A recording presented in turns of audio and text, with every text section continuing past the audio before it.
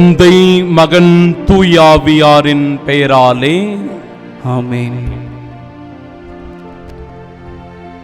ஆண்டவரே, நீர் விரும்பினால் என் நோயை நீக்க உம்மால் முடியும். இந்த விசுவாச வார்த்தைகள் தான் இன்றைய 3வது நாள் தியானத்தினுடைய மைய சிந்தனையாக அமைய இருக்கிறது. உடல் நோயினால் பாதிக்கப்பட்ட நிலையில் ஒவ்வொரு நாளும் வலியினாலும் வேதனையினாலும் துன்பத்தினாலும் துடித்துக் கொண்டிருக்கிறவர்கள் ஏராளம் பேர் இருக்கிறார்கள். மனவியாதியினால் பாதிக்கப்பட்டு தங்களுடைய வாழ்க்கையை இழந்து தவிக்கிறவர்கள் எவ்வளவோ பேர் இருக்கிறார்கள். ஆண்டவரிடமிருந்து மன்னிப்பு பெற முடியாதா? கடவுள் என்னை மன்னிக்க மாட்டாரா? கடவுள் என்னை ஏற்றுக்கொள்ள மாட்டாரா என்று ஆன்ம தாகம் கொண்டு சில நேரங்களில் ஆன்ம நோயினால் பாதிக்கப்பட்டு தங்களுடைய வாழ்க்கையில் கஷ்டப்பட்டு கொண்டிருக்கிறவர்கள் உண்டு. என் அன்பு உள்ளங்களே, இதோ இன்றைய நாளினுடைய தியானம் நம்முடைய உடல் நோய்களை, உள்மன காயங்களை, ஆன்ம நோய்களை குணப்படுத்தக்கூடிய வல்லமை படைத்த நம் ஆண்டவராகிய இயேசு கிறிஸ்துவின் அருளினை, அவருடைய ஆசீரினை நாம் பெறுவதற்கான அற்புதமான நாளாக இந்த நாள் அமைந்திருக்கிறது. ஆண்டவர் இயேசு நம் ஒவ்வொருவரையும் தொடும்போது நமக்குள் ஏற்படுகின்ற புது மாற்றத்தை இதோ அற்புதமாய் இன்றைய இறைவார்த்தை நமக்கு படம் பிடித்து காட்ட இருக்கிறது. எனவே ஆண்டவரே, நீர் விரும்பினால் என் நோயை குணமாக்கும் என்று சொல்லி நம்முடைய விசுவாசத்தை, நம்முடைய நம்பிக்கையை மிகுதியாக்குவோம். ஆண்டவரே இயேசுவே, உம் வல்லமையை தாரும் அப்பா. நான் வலுவற்று போகும்போது, நான் சோர்ந்து போகும்போது, தளர்ந்து கீழே விடும்போது என்னை தாங்கிக் கொள்ளும் ஐயா. என்னை ஆசிர்வதியும் ஆண்டவரே. என் மீது அருளை பொழிந்து என் நோயை குணப்படுத்தும் ஆண்டவரே என்று சொல்லி ஆண்டவருடைய வல்லமைக்காக இதோ உற்சாகமாக இந்த பாடலை பாடி நாம் ஜெபிப்போமாக.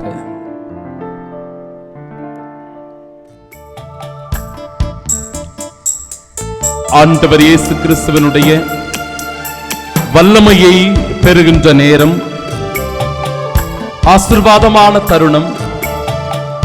நாம் சோர்ந்து போகும்போது, தளர்ந்து போகும்போது இதோ ஆண்டவர் நம்மை தாங்கிக் கொள்ளும்படியாக, நமக்கு ஆற்றலையும் வல்லமையும் சக்தியும் தரும்படியாக இந்த பாடல் அமைந்திருக்கிறது. பாடுவோம், இணைந்து ஜெபிப்போம், இறை ஆசீரை பெற நம்முடைய நம்பிக்கையை மிகுதியாக்குவோம்.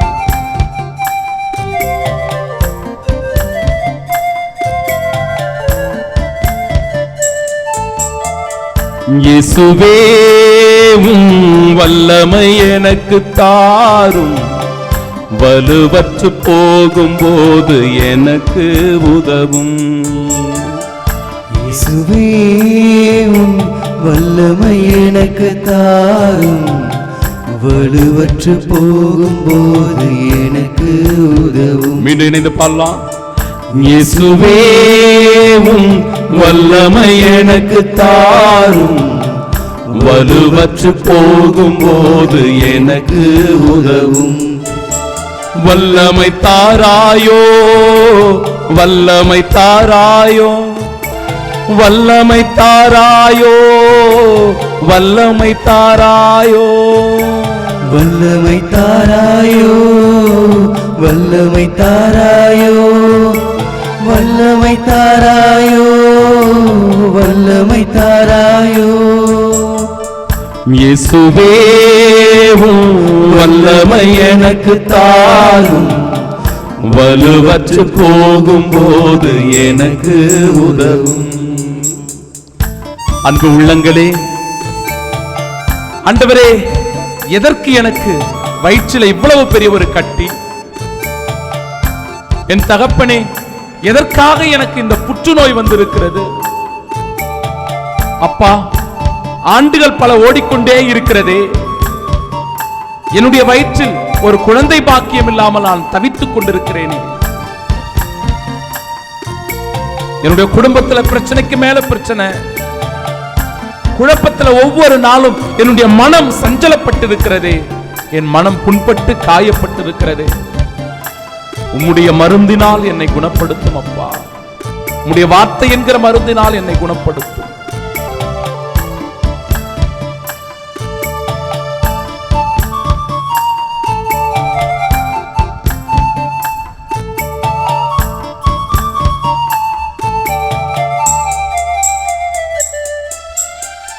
சிலுவையின் பாரத்தால் நீர் விழுந்தீர், பாவ சுமைகளின் பாரத்தால் நீ கிடந்தீர். சிலுவையின் பாரத்தால் நீர் விழுந்தீர், பாவ சுமைகளின் பாரத்தால் நீர் கிடந்தீர். விழுந்து கிடந்த நீ எழுந்தது போல, விழுந்து கிடந்த நீ எழுந்தது போல,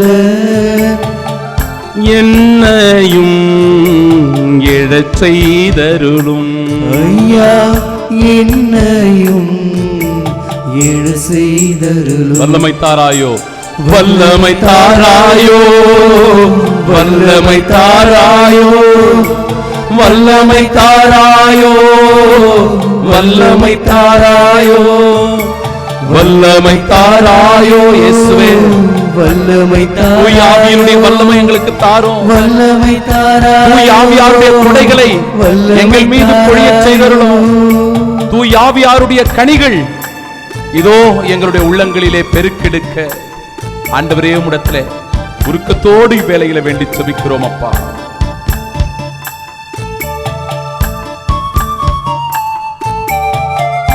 இந்த உலகத்துல யாரையும் நம்பி நம்மளால வாழ முடியல. சொந்த பந்தங்கள் கூட நம்மளை விட்டுட்டு ஓடிடுறாங்க, நண்பர்கள் கூட துரோகிகளாக மாறிவிடுகிறார்கள். ஆண்டவரே, உம்முடைய அன்பு ஒன்று மட்டுமே மாறாதது.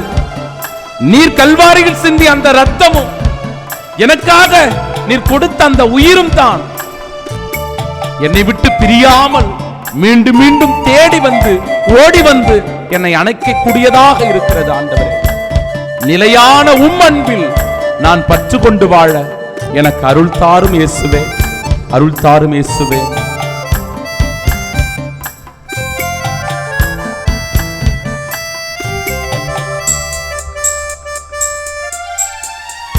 என் சொந்த பந்தமும் அகன்ற போதிலும், நண்பர்கள் என்னை வெறுத்த போதிலும், என் சொந்த பந்தமும் அகன்ற போதிலும், நண்பர்கள் என்னை வெறுத்த போதிலும், சிலுவையில் கிடந்து நீர் அன்பு செய்தது போ, சிலுவையில் கிடந்து அன்பு செய்தது போ, என் வாழ்வில் நான் அன்பு செய்திட ஐயா, என் வாழ்வில் நான் அன்பு செய்திட வல்லமை தாராயோ, வல்லமை தாராயோ, வல்லமை தாராயோ, வல்லமை தாராயோ, வல்லமை தாராயோ, வல்லமை தாராயோ, வல்லமை தாராயோ, வல்லமை தாராயோ. இயேசுவே, உம் வல்லமை எனக்கு தாரும், வலுவற்று போகும்போது எனக்கு உதவும்.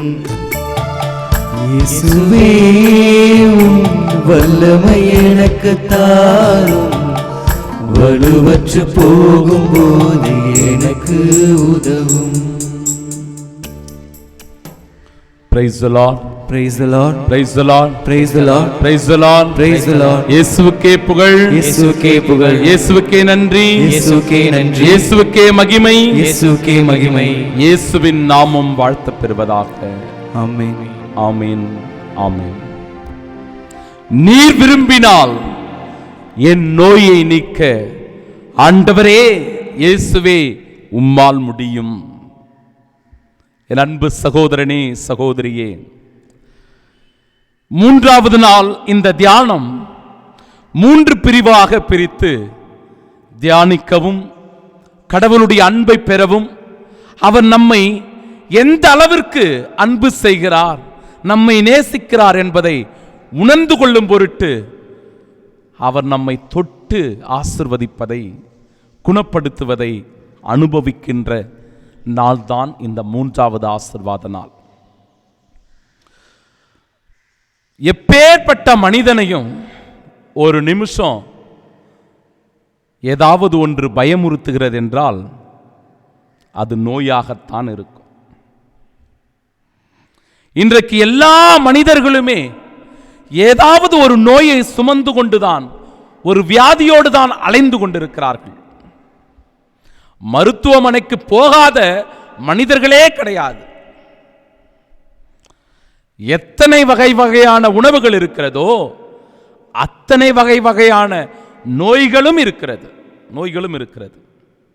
இந்த நோய்கள் மனிதனுடைய கவலையை மிகுதியாக்குகிறது.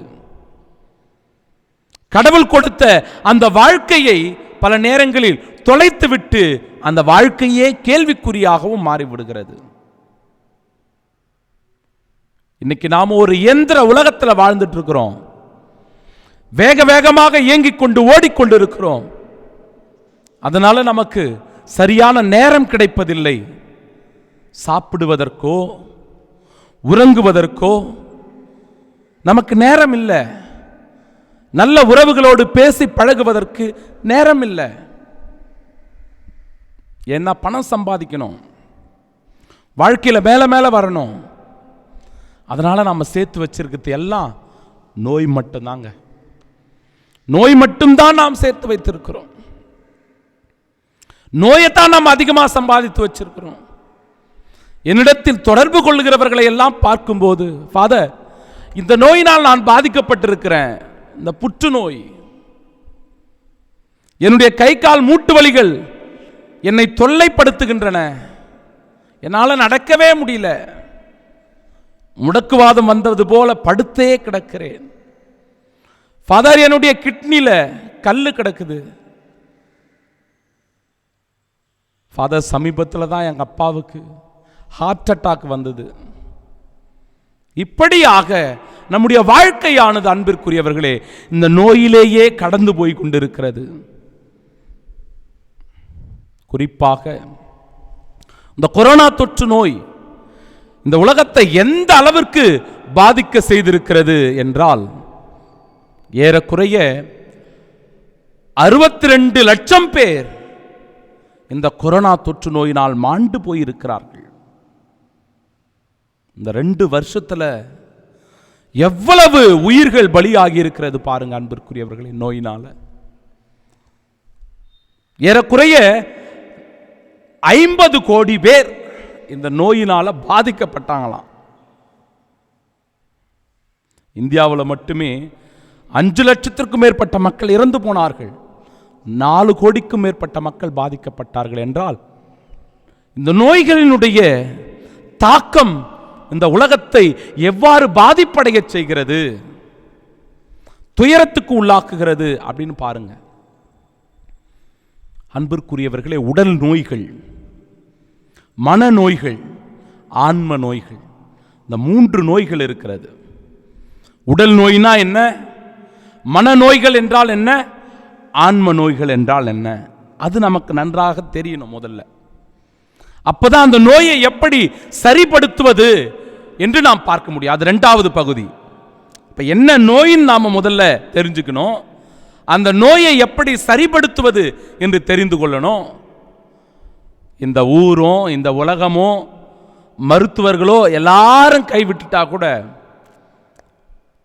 கடவுள் ஒருவர் இருக்கிறார், அவர் என்னை குணப்படுத்துவார் என்பதுதான் மூன்றாவது ஆசீர்வாதமான வார்த்தைகளாக கடவுள் நமக்கு இன்னைக்கு கொடுக்க போவது. உடல் நோய்களை பார்க்கலாம். நோய் கிருமிகளினால இந்த நோயானது உண்டாகிறது. வைரஸ், பாக்டீரியாக்கள், பூஞ்சைகள், புரோட்டோசோவா, தட்டை புழுக்கள், இவற்றினால இந்த நோய் உருவாகிறதா. இவற்றை நோயூக்கிகள் என்று அழைக்கிறார்கள். மனிதர்களிலும் விலங்குகளிலும் அதிகமாக இந்த வைரஸ்களும் பாக்டீரியாக்களும் நோய்களை தாக்குகின்றன, உண்டாக்குகின்றன. இன்னைக்கு உடல் நோய் இல்லாத மனிதர்கள் உண்டா சொல்லுங்க? தலைவலி, கண்வலி, பல்லுவலி, தோல்வியாதி, நரம்பு கோளாறு, சதைப்பிடிப்பு, எலும்பு உராய்வு, மூட்டு வலி, கிட்னியில கல்லு, நுரையில சளி, இதயத்தில் அடைப்பு, மூளையில கோளாறு, புற்றுநோய், தொடர் இரத்த போக்கு, மூச்சு திணறல், மாரடைப்பு, வயிற்றில கட்டி, கர்ப்பப்பையில நீர் கட்டி, காசநோய், இரத்த அழுத்தம், இப்படி லிஸ்ட் போயிட்டே இருக்கும். அப்ப இந்த உடல் வியாதிகள் இருக்கிறதென்றால் மனிதனுக்கு அது வலிகளை அதிகமாக கொடுக்கிறது. இந்த உடல் நோய்கள் மனிதனுக்கு வலிகளை அதிகமாக கொடுக்கிறது. அது வேதனையை மிகுதியாக்குகிறது. தாங்க முடியாத துயரங்களை அந்த மனிதன் அனுபவிக்கிறான். அதுதான் அதனுடைய பாதிப்புகள். உடல் நோயினுடைய பாதிப்புகள் வலிகள், வேதனைகள், கொடூரமான துன்பங்கள், தாங்க முடியாத இடர்பாடுகள் ஒரு மனிதனுக்கு ஏற்படுவதுதான் உடல் நோய்கள் ஏற்படுத்துகின்ற பாதிப்பு. மனநோய்கள் இருக்கிறது. அதிர்ச்சிகரமான நிகழ்வு ஏதாவது நடக்கும்போது, குழந்தை பருவத்தில் நமக்கு நடந்த ஏதாவது ஒரு துயரமான சம்பவமாக இருக்கலாம், ஏதாவது பாதிப்புகளாக இருக்கலாம், மன வளர்ச்சி குறைபாடாக இருக்கலாம், யாராவது நம்மை புறக்கணித்த நிகழ்வுகளாக இருக்கலாம், ஒரு விபத்தின் காரணமாக இருக்கலாம், உடல் ஊனமுற்ற நிலையாக இருக்கலாம், ஓர் அன்பினுடைய இழப்பாக கூட இருக்கலாம். மூளை குறைபாடுகள், உள்மன காயங்கள், மறக்க முடியாத இழப்பு, தோல்வி, அவமானம், நஷ்டம், மன அழுத்தம், இது எல்லாமே மனநோய்கள். நமக்கு வருகிற மனநோய்கள். நம்முடைய சிந்தனையில் மாற்றம் வேண்டும். இந்த சிந்தனைகள்ல போய் அது நுழைந்து விடுகிறது. அதுதான் மனநோயாக மாறுகிறது. என்ன கோளாறுகள், இதனால மறதி பிரச்சனை, ஏராளமான குழப்பங்கள்ல நாம் அப்படியே திளைத்து கொண்டிருப்பது, ஏதோ பேய் அரைஞ்ச மாதிரி இருப்பாங்கல்ல, அதெல்லாம் அன்பிற்குரியவர்களே மனநோயினால் பாதிக்கப்பட்டதனுடைய அடையாளம். அந்த பாதிப்புகள் எப்படி இருக்கும்? இதெல்லாம் மனநோய்கள்னு சொன்னேன். எதனால் அந்த மனநோய்கள் வருகிறது அப்படின்னு பார்த்தேன்.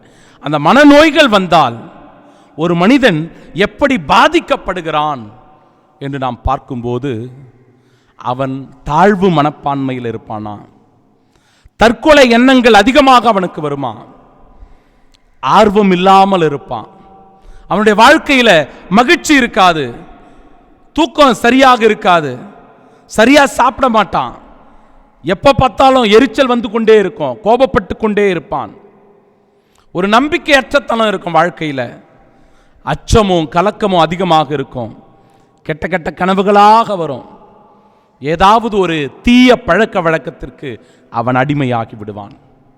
பத்தியா, நமக்கு மன வியாதிகள் வரும்போது, நோய்கள் வரும்போது எப்பேற்பட்ட பாதிப்புகள் நமக்குள் நடக்கிறது. உடல் நோய்கள் சொன்ன, மனநோய்கள் சொன்ன பிறகு ஆன்ம நோய்கள் சிலவும் உண்டு. ஆன்ம நோய்கள் அப்படின்னு ஒரு நோய் இருக்குதா ஃபாதர்? ஆமா, சில பேர் சொல்லிக்கிட்டே திரிவாங்க பாருங்க, பேய் பிடிச்சிடுச்சு ஃபாதர், அவனுக்கு பேய் பிடித்து இருக்குது, இவளுக்கு பில்லி சூனியம் வச்சுட்டாங்க, ஏவல் வச்சுட்டாங்க, எதையோ பார்த்து இவன் பயந்து விட்டு இருக்கிறான், மிரண்டு போயிருக்கிறான். ஒரு நம்பிக்கையற்ற தன்மை. சில பேர் திடீர்னு அழுவாங்க, எதுக்கு அழுறாங்கன்னே தெரியாது, திடீர்னு சிரிப்பாங்க வித்தியாசமா. தண்டனை, நரகம், குற்ற உணர்ச்சி, பாவம், சாபம் இதெல்லாமே ஆன்ம நோய்களாக அறியப்படுகிறது. ஆன்ம நோய்களினுடைய பாதிப்புகளாக உணரப்படுகிறது. இப்போ இப்பேற்பட்ட நோய்களை சரியாக அடையாளம் கண்டுகொண்டு, ஒருவேளை நாம் இந்த நோய்களினால பீடிக்கப்பட்டிருக்கிறோம் என்றால், உடல் நோயினால் அதுக்கு என்ன நாம் செய்ய வேண்டும்? மனநோயினால் நாம் பாதிக்கப்பட்டிருக்கிறோம்னா அந்த மனவியாதிகள் தீர என்ன செய்ய வேண்டும்? ஆன்ம நோய்களினால் பாதிக்கப்பட்டிருக்கிறோம் என்றால் அதை குணப்படுத்துவது, சரிப்படுத்துவது எப்படி என்பதை நாம் பார்க்க வேண்டும். ஒரு பாடலை பாடி கடவுளுடைய வல்லமையை வேண்டி செபித்து அருள் ஆசீர்வாதத்திற்குள் நுழைய, அன்பிற்குரியவர்களே, வானம் திறந்து வெண்புறா போல ஆண்டவரே இறங்கி வர வேண்டும் என்று சொல்லி நாம பாடி செபிக்கலாமா?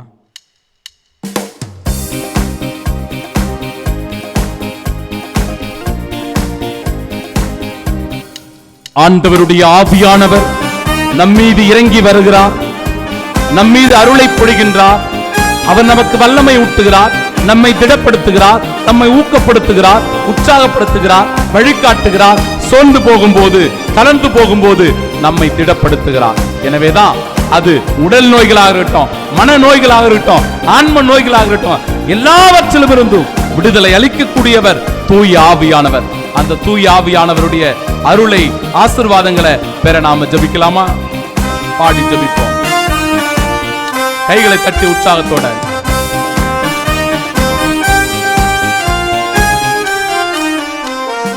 வானம் திறந்து வெண்புறா போல இறங்கி வர வேண்டும், தேவா வல்லமை தர வேண்டும், தேவா வல்லமை தர வேண்டும். வானம் திறந்து வெண்புறா போல இறங்கி வர வேண்டும், தேவ வல்லமை தர வேண்டும். சேர்ந்து பாடுவோம். தேவ வல்லமை தர வேண்டும். யோர்தான் நதிக்கரை அனுபவங்கள் அப்படியே இங்கு நடக்கணுமே. யோர்தான் நதிக்கரை அனுபவங்கள் அப்படியே இங்கு நடக்கணுமே, அப்படியே இங்கு நடக்கணுமே. வானம் திறந்து வெண்புறா போல இறங்கி வர வேண்டும், தேவா வல்லமை தர வேண்டும், தேவா வல்லமை தர வேண்டும். அன்பானவர்களே, இந்த நோய் நமக்கு வந்தால் அதனால நாம நிச்சயம் மன உடைஞ்சு போயிடுவோம், தளர்ந்து போயிடுவோம், மாற்றமே கிடையாது. ஆனால் ஆவியானவருடைய வல்லமை நம்முடைய உள்ளத்திலிருந்து செயலாற்றும் போது நாம மீண்டும் மறுபிறப்பு பிறக்கிறோம். ஆண்டவருடைய கிருபையினால நாம மறுரூபம் எடுக்கிறோம். ஆண்டவருடைய வல்லமையினால அந்த ஆவியை, அந்த பரிசுத்த ஆவியார் நம்மை திடப்படுத்துகிறார், நமக்கு வலுவூட்டுகிறார், நம்மை மீண்டுமாய் வாழச் செய்யக்கூடிய கிருபையை தருகிறார். எனவே பாடி உற்சாகத்தோடு இறை வல்லமைக்காக, ஆவியானவருக்காக மன்றாடுவோம். மறுபடியும் நாம் பிறக்க வேண்டும், மறுரூபமாக மாற வேண்டும். மறுபடியும் நான் பிறக்க வேண்டும், மறுரூபமாக மாற வேண்டும். யோர்தான் நதிக்கரை அனுபவங்கள் அப்படியே இங்கு நடக்கணுமே. யோர்தான் நதிக்கரை அனுபவங்கள் அப்படியே இங்கு நடக்கணுமே, அப்படியே இங்கு நடக்கணுமே. வானம் திறந்து வெண்புறா போல இறங்கி வர வேண்டும், தேவா வல்லமை தர வேண்டும், தேவா வல்லமை தர வேண்டும். தூயாவியானவர் தான் தன்னுடைய கொடைகளை கொடுத்து நம்மை ஞானம் உள்ளவர்களாக, அறிவுள்ளவர்களாக, மெய்த்திறன் உடையவர்களாக நம்மை மாற்றுகிறார். இந்த தூய ஆவியானவர் தான் தன்னுடைய வரங்களை நமக்கு கொடுத்து நமக்கு ஆற்றலையும் வல்லமையையும் சக்தியையும் கொடுக்கிறார். குணப்படுத்தக்கூடிய திறமையையும், இறை வார்த்தையை அறிவிக்கக்கூடிய வல்லமையையும் தருகிறார். இந்த தூய ஆவியானவர் தான் அவருடைய கனிகளை நமக்கு கொடுத்து அந்த கனிகளின் வழியாக அன்புள்ளம் கொண்டவர்களாக, இரக்கம் கொண்டவர்களாக, கனிவுடைய மனிதர்களாக வாழச் செய்கிறார். எனவே தூய ஆவியானவரை நாம் பற்றிக் கொள்வோம். அந்த ஆவியானவர் நம்மை ஆட்கொள்ள நம்மையே அனுமதிப்போம். கடவுள் நம்மை ஆசீர்வதிப்பாராக.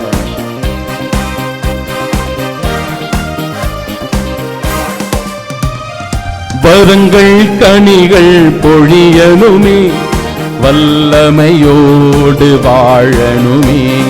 வரங்கள் கனிகள் பொழியனுமே, வல்லமையோடு வாழனுமே. யோர்தான் நதிக்கரை அனுபவங்கள் அப்படியே இங்கு நடக்கணுமே.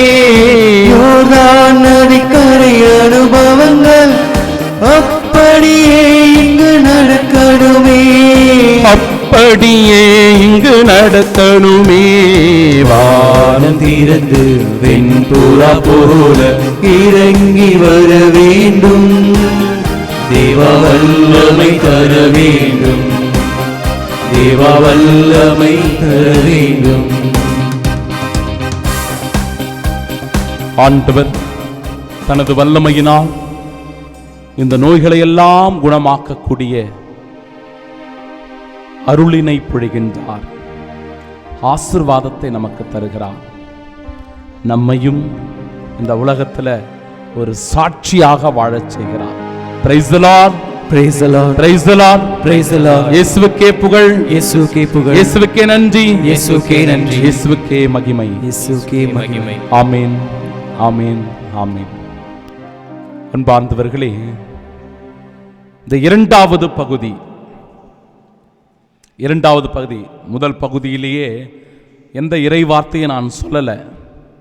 வாழ்க்கையினுடைய யதார்த்தம் என்ன அப்படின்னு சொல்லியிருக்கிறேன். இந்த இரண்டாவது பகுதியிலும் இறை வார்த்தை இடம் பெறலை. இதுலேயும் இந்த உலகம் காட்டுகிற வழிகள் என்ன என்பதையும் நாம் தெரிஞ்சு கொள்ள போகிறோம். மூன்றாவது பகுதி தான் கடவுளுடைய வார்த்தை எப்படி நமக்கு வாழ்வு கொடுக்கிறது, நம் வாழ்வை மாற்றுகிறது, அது ஒரு புது படைப்பாக நம்மை உருவாக்குகிறது அப்படின்னு பார்க்க போகிறோம். இந்த இரண்டாவது பகுதியில் உடல் நோய்கள் நமக்கு வருகிறது என்றால் தயவு செய்து அன்பிற்குரியவர்களே மருத்துவர்களை நாம் அணுக வேண்டும். என்னடா இது, எல்லாரும் கடவுள்கிட்ட தான் வரணும் அப்படின்னு தானே எல்லா சாமியாரும் சொல்லுவாங்க, இவருன்னா வித்தியாசமாக சொல்கிறாரு அப்படின்னு பார்க்குறீங்களா? ஆமாம், நமக்கு உடல் நோய்கள் வருகிறது என்றால் நமக்கு தெரியும். நான் சொன்னேன், இதெல்லாம் உடல் நோய்கள். உடல் நோய்களை குணப்படுத்தக்கூடிய ஆற்றலை கடவுள் இந்த உலகத்தில் இருக்கிறவர்களுக்கே கொடுத்திருக்கிறார். மருத்துவர்கள் நிச்சயம் கடவுள் கொடுத்த அந்த அறிவினை, கடவுள் கொடுத்த அந்த ஞானத்தினை, கடவுள் அவர்களுக்கு தந்திருக்கிற அந்த ஆசீர்வாதத்தை பயன்படுத்தி நிச்சயம் நம்முடைய உடல் நோய்களை அவர்கள் குணப்படுத்துகிறார்கள். அவங்கள நாம நம்பாம இருக்கக்கூடாது. அவங்க என்னவோ ஒரு வேற்று கிரக வாசிகள் என்று நாம் நினைத்து விடக்கூடாது. கடவுள் அவர்கள் வழியாகவும் செயலாற்றுகிறார் என்பதை உணர்ந்து கொள்ளணும். சில பேர் டாக்டர் கிட்டலாம் போவாதீங்க, நானே எல்லாம் மேஜிக்கும் பண்ணி உங்களை குணப்படுத்திடுறேன். நோ, தயவு செய்து அப்படி இருக்காதீங்க. சில வியாதிகளை மருத்துவர் வழியாக கடவுள் குணப்படுத்துவார். நாம் மருத்துவர்களை சென்று சந்திக்க வேண்டும். உடல் நோய்கள் குணமாக இந்த மருத்துவர்கள் இருக்கிறார்கள். பல் வழியா பல் டாக்டர் இருக்கிறாரு, கண் வழியா கண் டாக்டர் இருக்கிறாரு. இப்படி ஒவ்வொன்றுக்கும் இதய கோளாறு, கிட்னி கோளாறு, நுரையீரல்ல பிரச்சனை, கல் இருக்குது, எல்லாவற்றிற்கும் இன்றைக்கு மருத்துவம் இருக்கிறது. கடவுள் கொடுத்த அந்த ஞானம் தான், கடவுள் கொடுத்த அந்த வல்லமை தான் இந்த மருந்துகள் எல்லாம் கண்டுபிடிக்கப்பட்டு மனிதனை மீண்டும் வாழச் செய்கிறது. அன்பிற்குரியவர்களே, இன்னைக்கு எல்லாமே நடக்குது இல்லை, அதெல்லாம் கடவுளுடைய துணையினால் தான் நடக்கிறது. அவருடைய ஆசீர்வாதம் அதில் இருக்குது. அப்படி இல்லைன்னா அந்த மருந்து அவங்க கண்டுபிடிச்சிருக்க மாட்டாங்க. அந்த மருந்து ஒருபோதும் குணமாக்காது. நான் சொல்றது உங்களுக்கு விளங்குதுன்னு நினைக்கிறேன். கடவுள் அப்பா அவர்களை பயன்படுத்துகிறார், நாமும் அவர்களை பயன்படுத்தி கொள்ள வேண்டும். இப்போ உடல் நோய்கள் என்றால் நிச்சயம் நாம் மருத்துவர்களை சென்று சந்திக்க வேண்டும். மனநோய்கள் வருகிறது. இந்த மனநோய்கள் வருகிறது என்றால் என்ன ஃபாதர் பண்ணணும்? மனநோய்கள் வருகிறது என்றால் நாம் சில விஷயங்களை கூர்மையாக கவனிக்கணும்.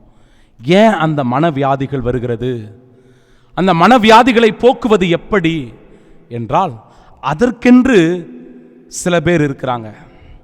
கவுன்சிலிங், அவங்களுடைய உள்மன ஆழத்திற்கு சென்று அந்த உள்மன ஆழத்தில் என்ன பாதிப்பு அவர்களுக்கு நிகழ்ந்திருக்கிறது, என்ன பிரச்சனை அவர்களுக்கு இருக்கிறது, ஏன் இந்த மன அழுத்தத்தில் மன விரக்தியில் இந்த பிரச்சனையில் அவங்க சிக்குண்டிருக்கிறார்கள் என்பதை அவர்களால் உணர்ந்து கொண்டு அந்த கவுன்சிலிங் மூலமாக, அந்த ஆற்றுப்படுத்துதலின் வழியாக அவர்கள் புனிதமடைகிறார்கள். அவர்கள் மீண்டுமாக ஊக்கத்தையும் உற்சாகத்தையும் ஆற்றலையும் வல்லமையும் பெறுகிறார்கள். அல்லது சாதாரண வார்த்தையில் சொன்னால் இயல்பு நிலையை அடைகிறாங்க. இயல்பு நிலையை அடைகிறாங்க. மருந்து சிலவற்றை குணமாக்கும், நல்ல வார்த்தைகள் சில பேரை தட்டி எழுப்பும், தூண்டி எழுப்பும். ஒரு விரக்தியில் இருக்கலாம், ஏதாவது ஒரு பிஸ்னஸில் பட்ட மிக பெரும் ஒரு அடியாக இருக்கலாம். மனுஷன் சோர்ந்து போய் தளர்ந்து போய் விழுந்துட்டு இருப்பார். யாருக்கிட்டையாவது போய் பேசும்போது அவர் ஆறுதல் சொல்லி அவரை உற்சாகப்படுத்தும் போது மீண்டும் அவர் இயல்பு நிலைக்கு திரும்பலாம். ஏதாவது சிறு வயதில் ஏற்பட்ட பாதிப்புகளாக இருக்கலாம். ஒருவேளை அப்பா இறந்ததோ அம்மா இறந்ததோ அவங்களுக்குள்ள ஒரு மிகப்பெரும் ஒரு பாதிப்பை ஏற்படுத்தியிருக்கும். அதனால் தங்களுடைய வாழ்க்கையானது ஒரு வித்தியாசமாக மாறிப்போயிருக்கும். எனவே அதிலிருந்து விடுதலை பெற ஆற்றுப்படுத்த வேண்டும். தியான முயற்சிகளை மேற்கொள்வது. இப்போ நம்முடைய மனம் குழப்பத்தில் இருக்கும்போது, நம்முடைய மனம் சஞ்சலப்பட்டிருக்கும் போது, அது பிரச்சனைகளினால சிக்குண்டு இருக்கும்போது தியானம் செய்தல், தியானம் செய்வது, உடற்பயிற்சிகளை செய்வது. பார்த்தீங்களா, உடற்பயிற்சிகளை செய்யணும். அதெல்லாம் செய்யறதே கிடையாது. இன்னைக்கு நம்ம தான் பிஸி ஆகிட்டோமே. எல்லாரும் பணம் சம்பாதிக்கிறது மட்டும்தானே இன்னைக்கு நம்முடைய நோக்கமாக மாறி போச்சு. கொஞ்சம் எக்ஸசைஸ் பண்ணணும். சுகர் வந்த பிறகு தான் நம்ம நடக்கிறதுக்கே ஆரம்பிக்கிறோம். அப்படி இருந்தால் எப்படி? உடம்பு கொஞ்சம் வெயிட் போடுதுன்ன பிறகு தான் நம்ம என்ன பண்ணுறோம், நடைப்பயிற்சி மேற்கொள்கிறோம். இப்போ ஏதாவது ஒரு பிரச்சனை வந்த பிறகு தான் இதை செய்கிறோம். எப்பொழுதுமே நாம் நடந்து கொண்டே இருக்க வேண்டும். சொல்கிறாங்கல்ல, ஒரு மனிதன் ஒரு நாளைக்கு 15 கிலோமீட்டர் நடக்கணுமா. அப்படி அவன் நடக்கிறான் என்றால் அவன் ஆரோக்கியமான மனிதன். 15 கிலோமீட்டர்னா தினமும் எழுந்து 15 கிலோமீட்டர் நடந்துட்டு போயிட்டு வரதில்லை. அவனுடைய அந்த நாட்களில் அவன் நடக்க வேண்டிய தூரங்கள், அவ்வளோ தூரம் அவன் நடந்து இருக்கணும். இன்றைக்கி நாம் அப்படி செய்கிறோமா பாருங்கள். ஒரு சின்ன பக்கத்தில் கடைக்கு போய் வரதுனா கூட பைக் எடுத்துகிட்டு போகிறோம், சைக்கிள் எடுத்துகிட்டு போகிறோம். பக்கத்தில் போனோன்னா கூட கார் எடுத்துகிட்டு போகிறோம். என்னையும் சேர்த்தாங்க சொல்கிறேன். நான் ஏதோ ஃபாதர் வேறு யாரை பற்றியே பேசிட்டு இருக்கிறார் நினச்சிக்காதீங்க.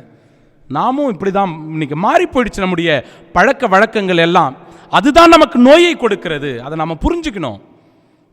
எனவே இப்பேற்பட்ட நிலைப்பாடுகளை நாம் செய்ய வேண்டியதெல்லாம் இந்த மனவியாதிகளினால் பாதிக்கப்படும் போது கவுன்சிலிங் போனோம், தியானங்களை மேற்கொள்வது, மூச்சு பயிற்சிகளை செய்வது. மூச்சு பயிற்சி செய்யலாம், யோகா பயிற்சிகளை செய்யலாம், உடற்பயிற்சிகளை செய்யலாம். ஓய்வு எடுக்கணும். அது ரொம்ப ரொம்ப முக்கியம். ஓய்வு எடுக்கணும். வேலையில் ரொம்ப பிஸியாக இருப்பாங்க பாருங்க சீடர்கள் எல்லாம். ஆண்டவர் இயேசு சொல்வார், வாங்க come and rest a while, கொஞ்ச நேரம் சற்று ஓய்வெடுங்கள் என்று சொல்லுவார். இப்போ ஓய்வெடுப்பது என்பது கூட ரொம்ப ரொம்ப முக்கியம். வேலைன்னு நம்ம வேலையில் ரொம்ப மூழ்கி போய்விட்டு பிரச்சனைகளில் போய் நாளைக்கு மாட்டிக்கூடாது. வயசு இருக்கிற வரையும் ஓடுவோம், உழைப்போம். 40 வயசு வரை, 40 வயதுக்கு பிறகு ரொம்ப ரொம்ப கேர்ஃபுல்லாக இருக்கணும் நம்ம. அப்படின்னா அந்த 40 வயசில் கேர்ஃபுல்லாக இருக்கிறது இல்லை, 30 வயதிலிருந்தே நம்ம அதற்கு தயாரிக்க வேண்டும். சரியான நேரத்தில் உணவு உண்பது, சரியான நேரத்தில் தூங்குவது. இன்றைக்கி வேற ஒரு பிசாசை நாம் எப்பவுமே கூடவே வச்சுட்டு இருக்கிறோங்க. ஒரு பிசாசு ஃபோன் ஒரு பெரிய பிசாசு. இந்த பிசாசை நம்ம கூடவே வச்சுட்டு இருக்கிறோம். நல்ல வேலை இன்றைக்கி நான் எடுத்துகிட்டு வரல, இந்த பாக்கெட்லேயே தான் இருக்குது. அது எப்போ பார்த்தாலும் மெசேஜே வரலனா கூட எடுத்து நோண்டி பார்க்கறது. சும்மா ஒரு லைட் அப்படி எரியக்கூடாது, உடனே ஃபோனை எடுத்து பார்க்கறது. எனக்கு தெரியல, இன்னும் ஒரு 25 வருஷம் ஆனால் 50 வருஷம் ஆனால் நம்ம கையில் அப்படி ஆகிடுமா என்னன்னு இந்த ஃபோனுகளை கையில் வச்சுட்டு இருந்து சிந்தித்து பார்க்க வேண்டும் அன்பிற்குரியவர்களே. இப்போ இதனால தான் நாம் பல நிலைகளில் பாதிக்கப்பட்டிருக்கிறோம். சமீபத்தில் ஒரு பையன் ஒருத்தன் 17 வயசு ஒரு பையன், ஒரு சிறுவன், நெல்லை மாவட்டத்தை சார்ந்தவன். இந்த பப்ஜி விளையாடுற பழக்கம் அவனுக்கு உண்டான். பப்ஜி விளையாடுற பழக்கம். பையன் என்ன பண்ணிட்டு இருக்கிறான், நைட்டில் படுத்துட்டு இருக்கும்போதோ அல்லது சாதாரணமாகவே படுத்து கொண்டிருக்கிற நிலையிலேயோ தானாக அப்படியே பெணாத்துறதுக்கு ஆரம்பிச்சுட்டுக்கிறான். சுடுடா சுடுடா சுடுடா, அடிடா அடிடா, புடிடா புடிடா, துப்பாக்கி சுடுற மாதிரி சுட்டுடுக்கிறாரு. அந்த வீடியோவை பார்த்தேன் நான். அன்பிற்குரியவர்களே, மிகுந்த வருத்தமாக இருக்கிறது. அவனுடைய செயல்பாடுகள் எல்லாம் எப்படி மாறிப்போய் இருக்கிறது பாருங்கள். அதில் வேற அவங்களுக்கு பூஸ்ட் கொடுக்குறாங்களாம். அதில் boost, winner winner, chicken dinner dinner. இப்படிலாம் இருந்தால் எப்படி நாம் மனவியாதிகளிலிருந்து சுகம் பெற முடியும்? நாமளே வியாதிக்கு காரணமாக இருக்கிறோமே. இப்போ இது போன்ற வியாதிகளிலிருந்து நாம் விடுதலை பெற வேண்டும். ஆன்ம வியாதிகள் இருக்கிறது, ஆன்ம நோய்கள் இருக்கிறது. ஆன்ம நோய்களுக்கு என்ன பண்ணணும்? பாவ சங்கீர்த்தனம் செய்ய வேண்டும். பாவ சங்கீர்த்தனம், ஒப்புரவு அருட்சாதனம் பெற வேண்டும். அதுதான் நம்மை இந்த ஆன்ம நோயிலிருந்து விடுதலை தருவதாக இருக்கிறது. கடவுளுடைய அந்த சன்னிதானத்தில் அவரிடத்தில் நம்முடைய மனபாரங்களை, காயங்களை எல்லாம் குட்டி, ஆண்டவரே எனக்கு விடுதலையை தாரும் என்று ஜெபிக்க வேண்டும். நான் சொல்றது உங்களுக்கு நன்றாக புரியும் என்று நினைக்கிறேன். ஒவ்வொன்றையாக தனித்தனியாக நான் சொல்லிட்டு வரேன். பார்த்தீங்களா? இப்போ ஆன்ம நோய்களுக்கு மருந்து என்ன, மனநோய்களுக்கு மருந்து என்ன, உடல் நோய்களுக்கான மருந்து என்ன என்பதை நாம் தேர்ந்து தெளியும் போது தான் அதிலிருந்து நாம் விடுதலை பெற முடியும். இப்போ 2 பகுதிகளை நாம் முடிச்சிட்டோம். 3வது பகுதி ரொம்ப ரொம்ப ஒரு முக்கியமான ஒரு பகுதிக்குள்ள நாம் கடந்து போக போகிறோம். அதுதான் கடவுள் நமக்கு தருகின்ற ஆசீர்வாதமான ஒரு பகுதியாக இருக்க போகிறது. நமக்குள் ஏற்படுகிற மாற்றங்களுக்கான அடிப்படை காரணமாக அது இருக்க போகிறது. சமீபத்தில் கூட ஒரு நோய் ஒன்று வந்திருக்குதான், வித்தியாசமான ஒரு நோய், ஜாம்பி அப்படின்ற ஒரு நோய். 1960ஆம் ஆண்டு வந்துச்சு இந்த நோய். மறுபடியும் இப்போ மீண்டும் வந்திருக்கிறது. கனடா நாட்டில் இருக்கிற மான்களை எல்லாம் அது தாக்குகிறதாம்.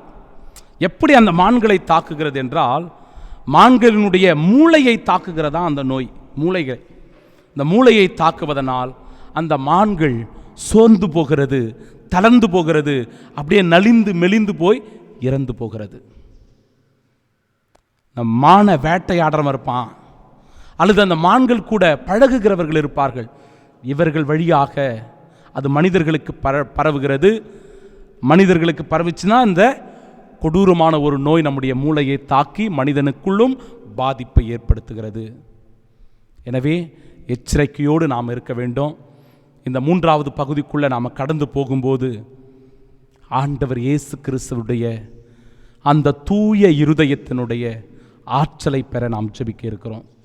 அந்த இரத்தத்தினால் நாம் கழுவப்பட்டு அபிஷேகப்பட்டு குணம் பெற நாம் ஜெபிக்க இருக்கிறோம். அவருடைய ஆணி பாய்ந்த அந்த கரங்களில் இருந்து வருகின்ற அந்த வேதனை மிகுந்த பாடுகளின் வழியாக வருகின்ற இரத்தத்தினால் நாம் தூய்மை பெற இருக்கிறோம், குணமடைய இருக்கிறோம். இறை வார்த்தை அதுக்கு சான்று பகர்கிறது. எசாயா புத்தகத்தில் அற்புதமாக சொல்லப்படுகிறது, அவருடைய காயங்களினால் நாம் குணமடைகின்றோம். எனவே அந்த பகுதிக்குள்ள கடந்து போகும்போது ஆண்டவரே உருகாதோ நெஞ்சம் உருகாதோ என்கிற பாடலை பாடி நாம் அடுத்த பகுதிக்குள்ள கடந்து போகலாம்.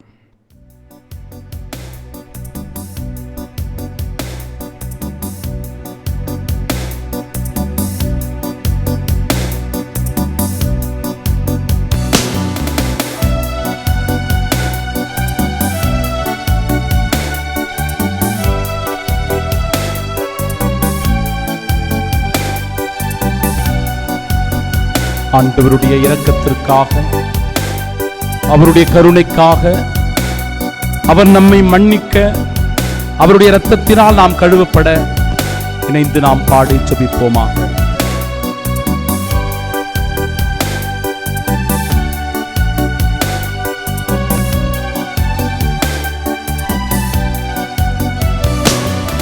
உருகாதோ நெஞ்சம் நெகிழாதோ கண்ணீர் பெருகாதோ ராஜா இயேசு ராஜா ராஜா இயேசு ராஜா உருகாதோ நெஞ்சம் நெகிழாதோ கண்ணீர் பெருகாதோ ராஜா இயேசு ராஜா ராஜா இயேசு ராஜா. கல்வாரி காட்சிய நம்முடைய மனக்கண் முன்பாக கொண்டு வருவோம். ஆண்டவர் இயேசு அந்த சிலுவையிலே தொங்கிக் கொண்டிருக்கிறார். இதோ ஒரு படை வீரன் ஈட்டியை கொண்டு போய் வேகமாக அவருடைய விலாவிலே குத்துகிறான். அந்த விலாவிலிருந்து ரத்தமும் தண்ணீரும் அப்படியே புறப்படுகிறது. புறப்படுகின்ற அந்த தண்ணீர், வடிகின்ற அந்த ரத்தம் நம் ஒவ்வொருவரின் மீதும் சிந்தப்படுகிறது. அவருடைய காயங்களினால் நாம் குணமடைகிறோம் என்கிற நம்பிக்கையில நாம பாடி செபிப்போமாக.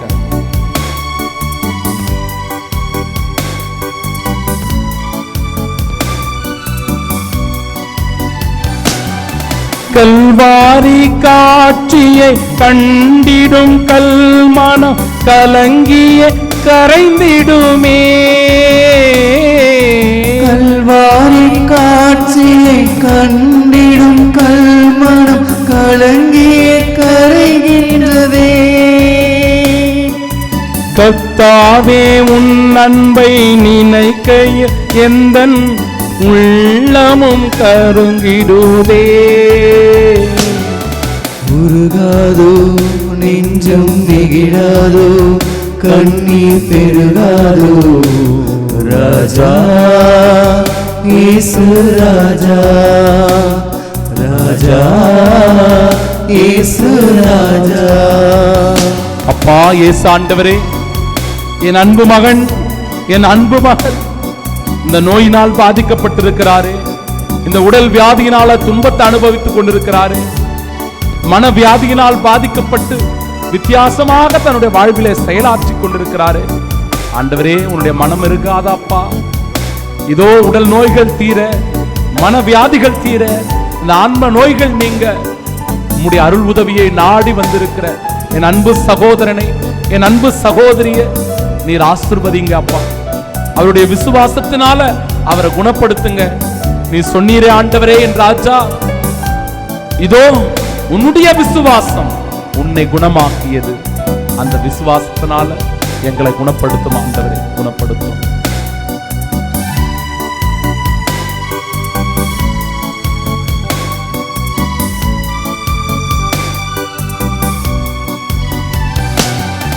வாழும் பூமியும் மாறிடும் போதும் வார்த்தை மாறிடாதே.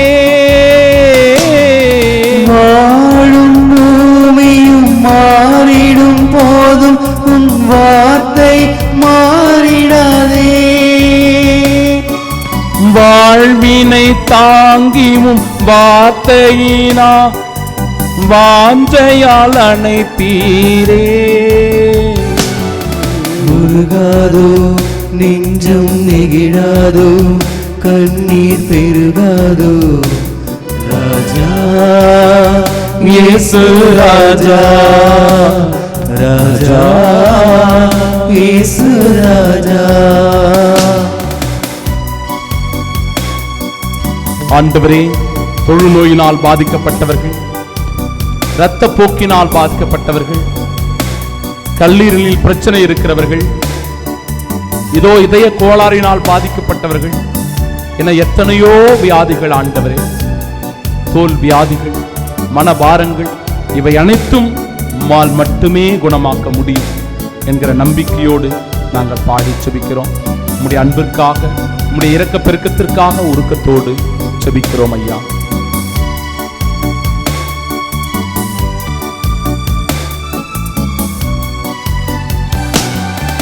என் மேல் நீர் காட்டிய அன்பிற்கு ஈடா என்ன நான் செய்திடுவே. என் மேல் நீ காட்டிய அன்புக்கு ஈடா என்ன செய்திடுவே. உயிருள்ள நாள் வரை பணி செய்தே பாதம் சரணடைவே. உருகாதோ நெஞ்சும் நெகிழாதோ கண்ணீர் பெருகாதோ ராஜா இயேசு ராஜா ராஜா இயேசு ராஜா. Praise the Lord, Praise the Lord, praise the Lord, Praise the Lord. இயேசுவுக்கே புகழ், இயேசுவுக்கே புகழ், இயேசுவுக்கே நன்றி, இயேசுவுக்கே நன்றி, இயேசுவுக்கே மகிமை, இயேசுவுக்கே மகிமை. அல்லேலூயா, அல்லேலூயா, அல்லேலூயா, அல்லேலூயா, அல்லேலூயா, அல்லேலூயா. ஆமென், ஆமென், ஆமென். அன்பிற்குரியவர்களே, இந்த மூன்றாவது பகுதி ரொம்ப ரொம்ப ஒரு முக்கியமான ஒரு பகுதி. உடல் நோய்கள் இருக்கிறது. என்னென்ன உடல் நோய்கள் விவிலியத்தில் சொல்லப்பட்டிருக்கிறது? மத்தேயு நற்செய்தி 12வது அதிகாரம் 13வது இறைவார்த்தை சொல்லுகிறது. கை சூம்பிய ஒரு மனிதன் இருந்தான். ஆண்டவரும் கையை நீட்டுக என்றதும் அவன் கையை நீட்டினான், சுகம் பெற்றான். அவனுடைய கை மறு கையை போல நலமடைந்தது என்று சான்று பகர்கிறது. தொழுநோயினால் பாதிக்கப்பட்ட ஒரு மனிதர் இருந்தார். லூக்கா நற்செய்தி 5வது அதிகாரம் 12 முதல் 13 வரை உள்ள இறை வார்த்தைகள். ஆண்டவரே, நீர் விரும்பினால் எனது தொழுநோயை நீக்க உம்மால் முடியும் என்று சொல்லும்போது, நான் விரும்புகிறேன், உம் நோய் நலமடைக, நீ குணம் பெறுக என்று சொன்னபோது அந்த இடத்தில் தொழுநோய் நீங்கி அவர் குணமடைந்ததை பார்க்கிறோம். பேதுருவின் மாமியார் காய்ச்சலாய் படுத்து கிடக்கிறார். மத்தேயு நற்செய்தி 8வது அதிகாரம் 15வது இறைவார்த்தை சொல்கிறது, இயேசு அவர் அருகில் சென்று அவரது கையை தொட்டதும் காய்ச்சல் அவரை விட்டு நீங்கியது. இரத்தப்போக்கினால் பாதிக்கப்பட்ட ஒரு பெண். லூக்கா நற்செய்தி 8வது அதிகாரம் 43வது இறைவார்த்தை சொல்கிறது, இரத்தப்போக்கினால் பாதிக்கப்பட்ட பெண் 12 ஆண்டுகள் அந்த வேதனையில, அந்த வழியில் அவர் துடித்திருக்கிறார். அன்பிற்குரியவர்களே, ஆண்டவருடைய ஆடையின் ஓரத்தை தொட்டாவே போதும், நான் சுகம் பெறுவேன் என்று தன்னுடைய உள்ளத்திலே சொல்லிக்கொண்டு நலமடைந்ததை நாம் பார்க்கிறோம். முடக்குவாதம் உற்றவன். மத்தேயு நற்செய்தி 9வது அதிகாரம் 2வது இறை வார்த்தையும், மத்தேயு நற்செய்தி 8வது அதிகாரம் 6வது இறை வார்த்தையில அவனுடைய பையன் முடக்குவாதத்தினால படுத்து கிடப்பதையும் பார்க்கிறோம். முடக்குவாதத்தில் அப்படியே படுத்து கிடக்கிற அந்த பையனை ஆண்டவர் தொட்டு நலப்படுத்துகிறார். முடக்குவாதமுற்றவனை 4 பேர் கட்டிலோடு தூக்கி கொண்டு வரும்போது மீண்டும் அவன் நலமோடு எழுந்து நடந்து சென்றதை பார்க்கிறோம். காது கேளாதவர்கள், திக்கி பேசுகிறவர்கள். மார்க்கு நற்செய்தி 8வது அதிகாரம் 32வது இறை வார்த்தை. ஆண்டவர் ஒரே வார்த்தையை சொல்லுகிறார், எப்பத்தா, திறக்கப்படு அப்படின்னு ஒன்று. காது கேளாதவர்களுக்கு காது கேட்கிறது. திக்கி திக்கி பேசுறவங்களுக்கு அவருடைய நாவு கட்ட விழுகிறது, நன்றாக பேசுகிறார்கள். பார்த்தீங்களா? கடவுள் இந்த உடல் நோய்களை எல்லாம் குணமாக்குவதை நாம் பார்க்கிறோம். கடவுளுக்கு அந்த வல்லமை இருக்கிறது. கடவுளுடைய அந்த வல்லமை பிறருக்கு பகிர்ந்தளிக்கப்பட்டது, அல்லது அந்த வல்லமையானது அறிவுத்தனமாய் ஞானத்தனமாய் வெளிப்படும் போதுதான் மருந்துகள் கண்டுபிடிக்கப்பட்டு அது நோய்கள் நீங்குவதற்கு உதவி செய்கிறது. ஆனால் கடவுள் நினைச்சா அதை கூட மாற்ற முடியும். அதுக்கான சான்றுகள் தான் விவிலியத்தில் இருக்கிற இந்த வார்த்தைகள். இந்த உடல் நோய் எப்படி அற்புதமாக குணமடைகிறது என்பதை இறை வார்த்தை வாசிக்க கேட்டு நாம் அதை தியானிக்கலாம். 2 அரசர்கள் புத்தகம் 5வது அதிகாரம் 1வது இறை வார்த்தை வாசிங்க. சிரியா மன்னனின் படைத்தலைவனான நாமான் தம் தலைவனிடம் சிறப்பும் நன்மதிப்பும் பெற்றிருந்தார். சிரியா நாட்டில் இருக்கின்ற ஒரு படைத்தலைவன் ஒருவன் இருக்கிறான். அவனுடைய பெயர் நாமான். அவனுக்கு என்ன நடக்குது அப்படின்னு பார்ப்போம். ஏனெனில் அவர் மூலமாய் ஆண்டவர் சிரியாவுக்கு வெற்றி அளித்திருந்தார். அவர் வலிமை மிக்க வீரர். அவர் ஒரு வலிமை மிக்க வீரர். யார் இந்த நாமான்? வலிமை மிக்க ஒரு வீரர், ஆனால் தொழுநோயாளி. ஆனால் ஒரு தொழுநோயாளி. வலிமை மிக்க ஒரு வீரன், ஆனால் அவன் தொழுநோயினால் பாதிக்கப்பட்டிருக்கிறான். அவனுடைய வாழ்க்கையை கடவுள் எப்படி அற்புதமாக மாத்துறாருன்னு பாருங்களேன். 11வது இறைவார்த்தையை வாசிங்க. எனவே நாமான் சினமுற்று வெளியேறினார். இந்த இடத்துல நாமான் ஒரு இறைவாக்கினரை சந்திப்பதற்காக போகிறான். அந்த இடத்தில் போனவுடனே அருகில் இருக்கின்ற யோர்தான் ஆற்றில் நீ மூழ்கி எழ வேண்டும் என்று சொல்லுவதை பார்க்கிறோம். இவனுக்கு கோபம் வந்துடுச்சு. ஏன்? என்னுடைய நாட்டில், என்னுடைய அந்த சிரியா நாட்டில் எவ்வளவோ பெரிய ஆறுகள் எல்லாம் ஓடுகிறது. இந்த யோர்தான் நதிக்கு அது ஈடு இணையே ஆகாது. அவ்வளவு பெரிய ஆறுகளும் நதிகளும் ஓடுகிறது. அதையெல்லாம் விட்டுட்டு இந்த யோர்தான் நதியிலே போய் என்ன மூழ்கிட்டு வர சொல்றீங்க அப்படின்னு சொல்லி அவன் கோபத்தோடு வெளியேறுவதை பார்க்கிறோம். அந்த இடத்திலும் கடவுள் ஒருவரை பயன்படுத்துகிறார். தொடர்ந்து வாசிங்க. அப்பொழுது அவர் என்னிடம் வந்து என் அருகில் நின்று தம் கடவுளாகிய ஆண்டவரின் பெயரை கூவி அழைத்து தொழுநோய் கண்ட இடத்தின் மேல் தம் கையை அசைத்து குணப்படுத்துவார் என்று நான் எண்ணியிருந்தேன். அவருடைய உள்ளத்தில் ஒன்று நினைச்சுக்கிறாரு. என்னன்னா, இந்த இறைவாக்கினர் நம்ம போய் பார்த்த உடனே நீட்டா வெளியே வந்து ஜி பும்பா மாதிரி அல்லது மேஜிக் மேன் மாதிரி உடனடியாக சப்புன்னு அப்படியே குணப்படுத்தி அமைச்சிருவாரு. இன்னைக்கு நம்ம ஆளுங்கெல்லாம் பண்ணுறாங்கல்ல, ஒரு சீடியை அப்படி வச்சா போதும் உடனே அப்படியே குணமாயிடும். அல்லது அப்படியே ஒரு டப் டுப் அப்படின்னா போதும் அப்படியே அந்த பேய் பிசாசுகள்லாம் அலறி அடிச்சுட்டு ஓடும். அது மாதிரி ஏதாவது மேஜிக் பண்ணி குணப்படுத்துவார் அப்படின்னு நினச்சாரு. ஆனால் அவர் அதை பண்ணலை, அது நடக்கலை. பாருங்க 13வது இறைவார்த்தையை வாசிங்க. அப்பொழுது அவருடைய வேலைக்காரன் ஒருத்தர் இருக்கிறான். இவனுக்கு கோபம் வந்துடுச்சு, அதனால வெளியே போயிடலாம் அப்படின்னு அவன் போறான். அப்பொழுது அந்த வேலைக்காரன் ஒருத்தன் என்ன சொல்றான்னு பாருங்க.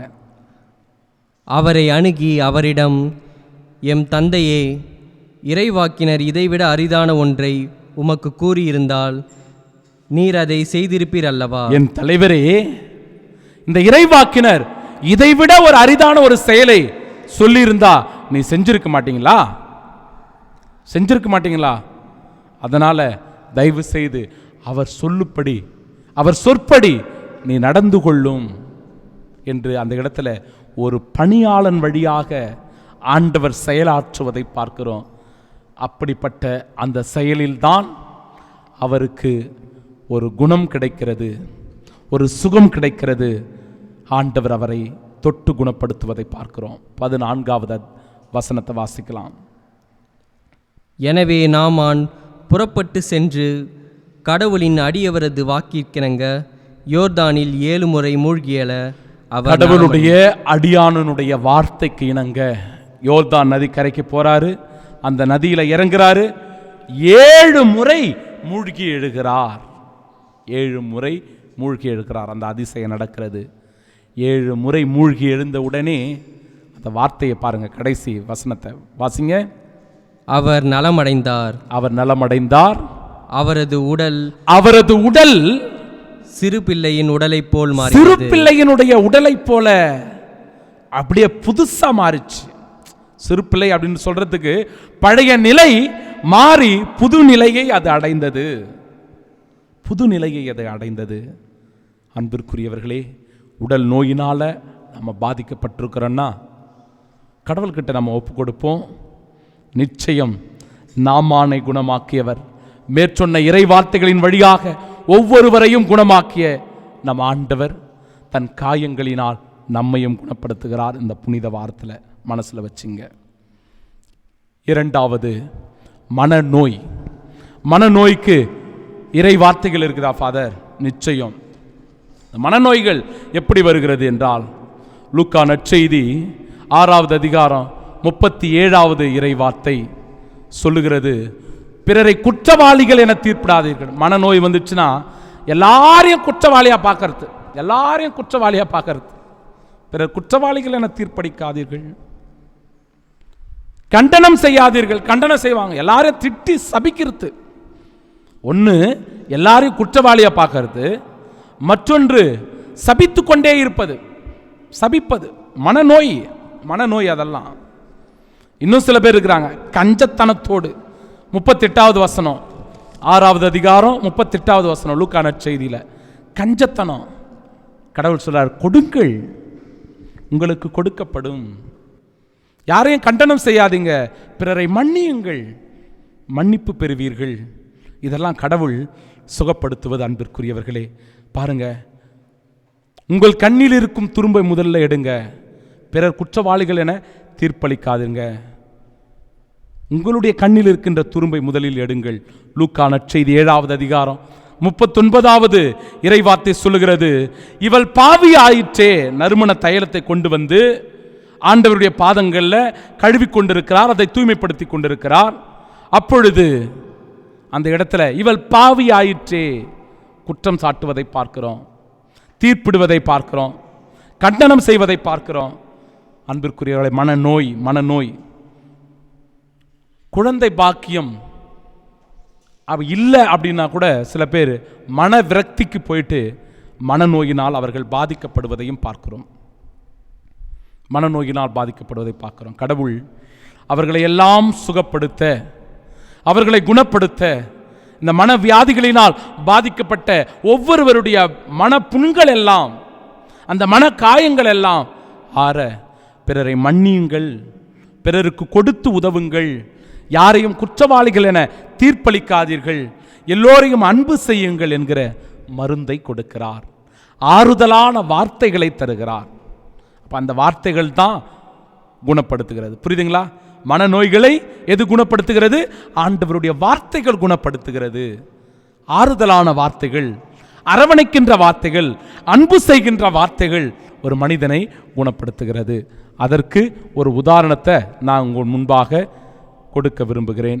இந்த மனநோயினால் எப்படி ஒருவர் பாதிக்கப்படுகிறார், கடவுள் அவருக்கு அந்த மனநோயிலிருந்து எப்படி சுகத்தை கொடுக்கிறார் என்பதை பார்க்க போறோம்.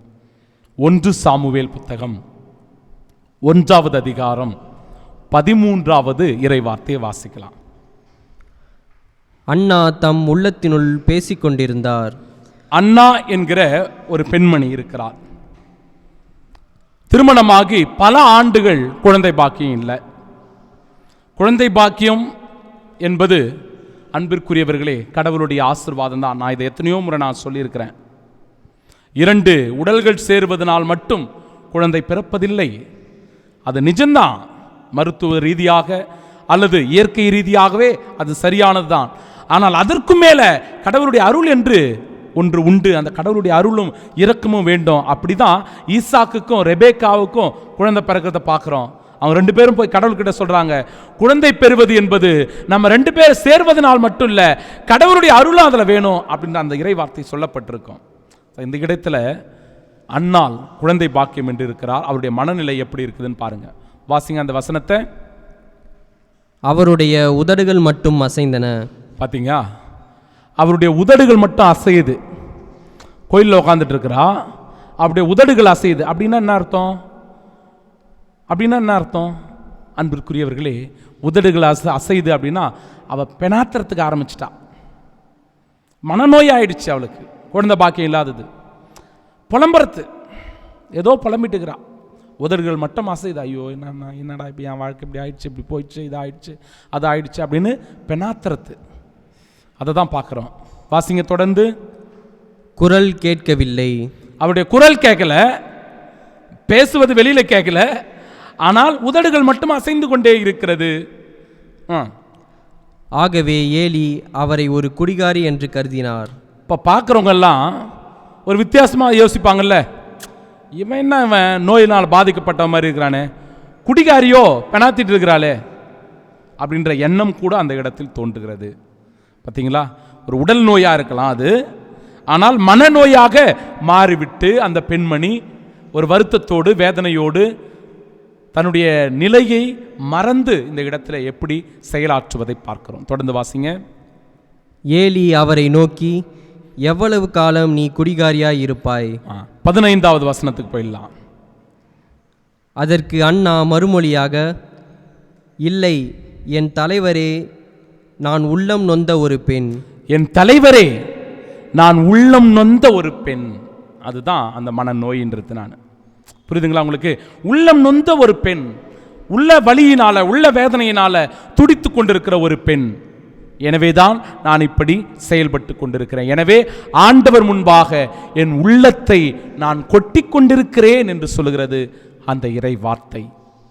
அவ கடவுள் நிச்சயமாக மனமிறங்கி ஒரு குழந்தை பாக்கியத்தை தருவதை பார்க்கிறோம். ஆறுதலான வார்த்தைகளை சொல்லி அந்த ஏலியின் வழியாக, அந்த குரு ஏலியின் வழியாக ஆறுதல் வார்த்தைகளை சொல்லி, அன்பிற்குரியவர்களே, ஒரு அற்புதமான ஆசீர்வாதம் கிடைக்கிறது, ஒரு குழந்தை பாக்கியம் கிடைக்கிறது.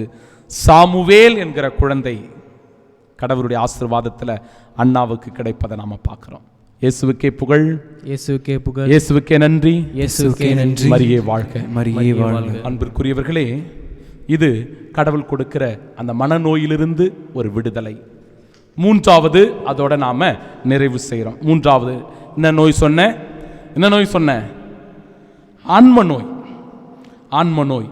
இந்த ஆன்ம நோயினால் பாதிக்கப்பட்டவர்களுடைய மனநிலை எப்பேற்பட்டதாக இருக்கும் என்றால், அன்பிற்குரியவர்களே, இந்த மனநோயினால் பாதிக்கப்பட்டவங்க எல்லாம் பேய் பிடித்தவர்களைப் போல இருப்பார்கள். மத்தேயு நற்செய்தி 9வது அதிகாரம் 33வது வசனம் சொல்லுது, பேயை அவர் ஓட்டியதும் பேச இயலாது இருந்த அவர் பேசினார். லூக்கா நற்செய்தி 4வது அதிகாரம் 31வது இறைவார்த்தை சொல்லுகிறது, தொழுகை கூட்டத்தில் ஒரு தீய ஆவி பேய் பிடித்த ஒரு மனிதர் இருந்தார். இயேசு அங்கு வந்தவுடனே, இயேசுவே, உமக்கு இங்கு என்ன வேலை? எங்களை ஒழித்து விடவா வந்தீர் என்று கேட்பதை பார்க்கிறோம். ஆன்ம நோய். மத்தேயு நற்செய்தி 8வது அதிகாரம் 28வது வசனம், பேய் பிடித்த இருவர் கல்லறையிலிருந்து அப்படியே வெளியே வந்தனர். அவர்கள் மிகவும் கொடியவர்களாக இருந்தார்கள். மார்க் நற்செய்தி 7வது அதிகாரம் 29வது இறைவார்த்தை சொல்கிறது, நீ இப்படி சொன்னால் போகலாம் என்று சொன்னவுடனே பேய் அவளுடைய மகளை விட்டு நீங்கிற்று. கானானிய பெண்ணினுடைய மகள் பேயினால் பாதிக்கப்பட்டிருக்கிறார். கடவுள் அவருக்கு சுகம் தருவதை அந்த நிகழ்வு எடுத்து கூறுகிறது. உயிரற்ற ஒரு உடலுக்கு ஆண்டவர் உயிர் கொடுப்பது ஆன்மீக விடுதலை. சிறுவன், ஒரு சிறுமி, லாசர், இவர்களெல்லாம் உயிர் பெற்று எழுவது ஆன்மீக விடுதலை. அன்பிற்குரியவர்களே, ஆன்மீக குணப்படுத்துதல், ஆன்மீக சுகம். இதற்கு ஒரு இறை வார்த்தை, அதோட அந்த இறை வார்த்தையோட நாம் இந்த தியானத்தை நிறைவு செய்யலாம். ஆன்ம நோயிலிருந்து கடவுள் எப்படி ஒரு மனிதனுக்கு விடுதலையை தருகிறார்? மார்க் நற்செய்தி 1வது அதிகாரம் 23வது இறை வார்த்தையை வாசிங்க. அப்போது அவர்களுடைய தொழுகை கூடத்தில் தீய ஆவி பிடித்திருந்த ஒருவர் இருந்தார். ஒரு தொழுகை கூடத்தில் தீய ஆவி பிடித்த ஒரு மனிதன் இருக்கிறார். அவரை பிடித்திருந்த ஆவி, நாசரேத்து இயேசுவே, உமக்கு இங்கு என்ன வேலை? பார்த்தீங்களா? நாசரேத்து இயேசுவே, உமக்கு இங்கு என்ன வேலை? எங்களை ஒழித்து விடவா வந்தீர் என்று கேட்பதை பார்க்கிறோம். 24வது இறை வார்த்தை வாசிங்க தொடர்ந்து. எங்களை ஒழித்து விடவா வந்தீர்? நீர் யார் என எனக்கு தெரியும். நீர் யார் என எனக்கு தெரியும். நீ யார் சொல்லுது பாருங்க பிசாசு. நீர் கடவுளுக்கு அர்ப்பணமானவர். நீர் கடவுளுக்கு அர்ப்பணமானவர் என்று கத்தியது. அந்த பேய், பிசாசு, பில்லி, சூனியம், ஏவல், இதெல்லாமே ஒரு ஆன்மீக வியாதிகளாக நமக்கு இருக்கிறது. அந்த ஆன்மீக வியாதிகளிலிருந்து விடுதலையை கடவுள் நமக்கு கொடுக்கிறார். பாருங்க 25வது இறை வார்த்தை வாசிங்க. வாயை மூடு. பார்த்தீங்களா? அந்த தீயாவி பேச உடனே கடவுளுடைய வல்லமை வெளிப்படுது. வாயை மூடு. பிறகு இவரை விட்டு வெளியே போ. வாயை மூடு, இவரை விட்டு வெளியே போ. அன்பிற்குரியவர்களே, அற்புதமான வார்த்தைகள். உடனடியாக அந்த அசுத்தாவிகள் அவனை விட்டு வெளியேறுவதையும் அவன் மீண்டும் சுகம் பெறுவதையும் இறை வார்த்தை நமக்கு சான்று பகர்கிறது. ஒரு சாட்சியாக அந்த மகனை ஆண்டவர் நிறுத்துவதை பார்க்கிறோம். நான் சொன்னதெல்லாம் உங்களுக்கு நன்றாக புரிந்திருக்கும்.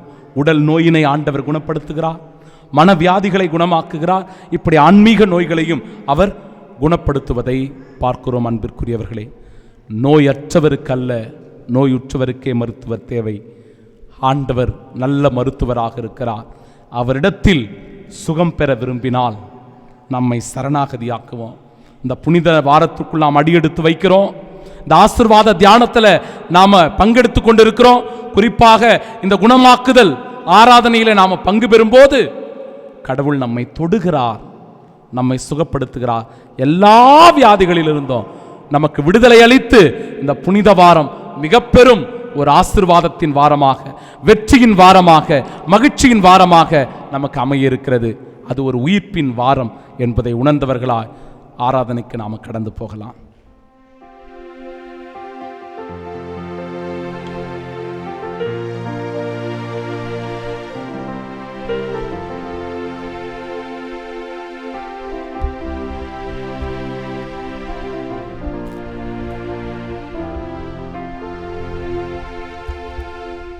நித்திய ஸ்துதிக்குரிய பரிசுத்த நற்கருணைக்கு பக்தியாய் ஆராதனை எத்திசையும் புரிவோம். நித்திய ஸ்துதிக்குரிய பரிசுத்த நற்கருணைக்கு பக்தியாய் ஆராதனை எத்திசையும் புரிவோம். நித்திய ஸ்துதிக்குரிய பரிசுத்த நற்கருணைக்கு பக்தியாய் ஆராதனை எத்திசையும் புரிவோம்.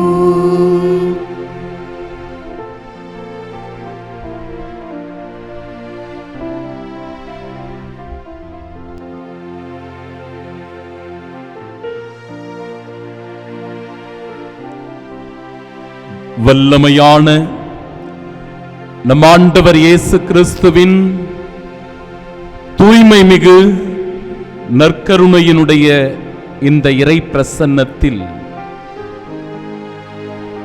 என் அன்பு உள்ளங்களே, நாம் மீண்டுமாய் இணைந்து வந்திருக்கிறோம். இந்த நாளிலும் கூட ஆண்டவர் என்னை தொடுகின்றார், என்னை ஆசீர்வதிக்கின்றார். என்னுடைய உச்சம் தலை முதல் உள்ளம் கால் வரை அவருடைய அபிஷேக தைலத்தினால் என்னை முற்றிலுமாக அபிஷேகம் செய்து புது பொலிவுடன் என்னை அவர் திடப்படுத்துகிறார். அவர் என்னை குணமாக்குகிறார், அவர் எனக்கு சுகத்தை தருகிறார் என்கிற உணர்வு மேலோங்க, ஆண்டவரே என்னை தொடுமப்பா என்று நம்மையே நாம் கடவுளிடத்தில் அனுமதிக்கிறோம், அவரிடத்தில் சரணாகதி ஆக்குகிறோம். தண்டனாக விழுந்து, ஆண்டவரே இந்த நோய் என்னை விட்டு விலகி போகச் செய்யும்படியான கிருபையை, ஆசீர்வாதத்தை பொழியுமாப்பா என்று சொல்லி பல ஆண்டுகளாக விவிலியத்தில் நாம வாசிக்கிறோம். 12 ஆண்டுகள், 18 ஆண்டுகள், 38 ஆண்டுகள், இப்படியெல்லாம் இந்த ஆண்டுகளை குறிப்பிட்டு, ஆண்டவரே உம்முடைய அருளுக்காக, ஆசீர்வாதத்திற்காக, குணப்படுத்துதலுக்காக, சுகம் பெறுவதற்காக காத்திருந்த சகோதர சகோதரிகளை நீ தொட்டு ஆசீர்வதித்தீரே. எம்மையும் தொடுவீராக அப்பா, எம் உள்ளத்திலும் எழுந்தருளி வருவீராக ஆண்டவரே. என் வாழ்வையும் புதிதாய் நீர் மாற்றி ஒரு அற்புத அதிசயத்தை எனக்காக நிகழ்த்தி காட்டும் என்று சொல்லி பக்தியோடு அருள் தாரும் இயேசுவே, நான் நிச்சயம் சுகம் பெறுவேன் என்று நாம் பாடி ஜெபிப்போமாக.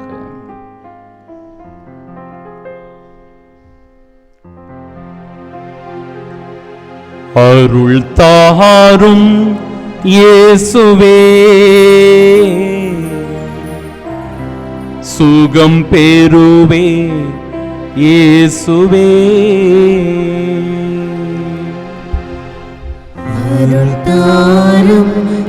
இயேசுவே சுகம் பெறுவேன் இயேசுவே ஒரு வார்த்தை பேசுமே என் வாழ்வு நலமாகுமே. ஒரு வார்த்தை பேசுமே என் வாழ்வு நலமாகுமே. தாவீதின் திருமகனே தயை கூர்ந்து இறங்குமையா. தாவீதின் திருமகனே தயை கூர்ந்து இறங்குமையா. கடை கண்ணால் எமை பாருமே கருணை கடல் இயேசுவே.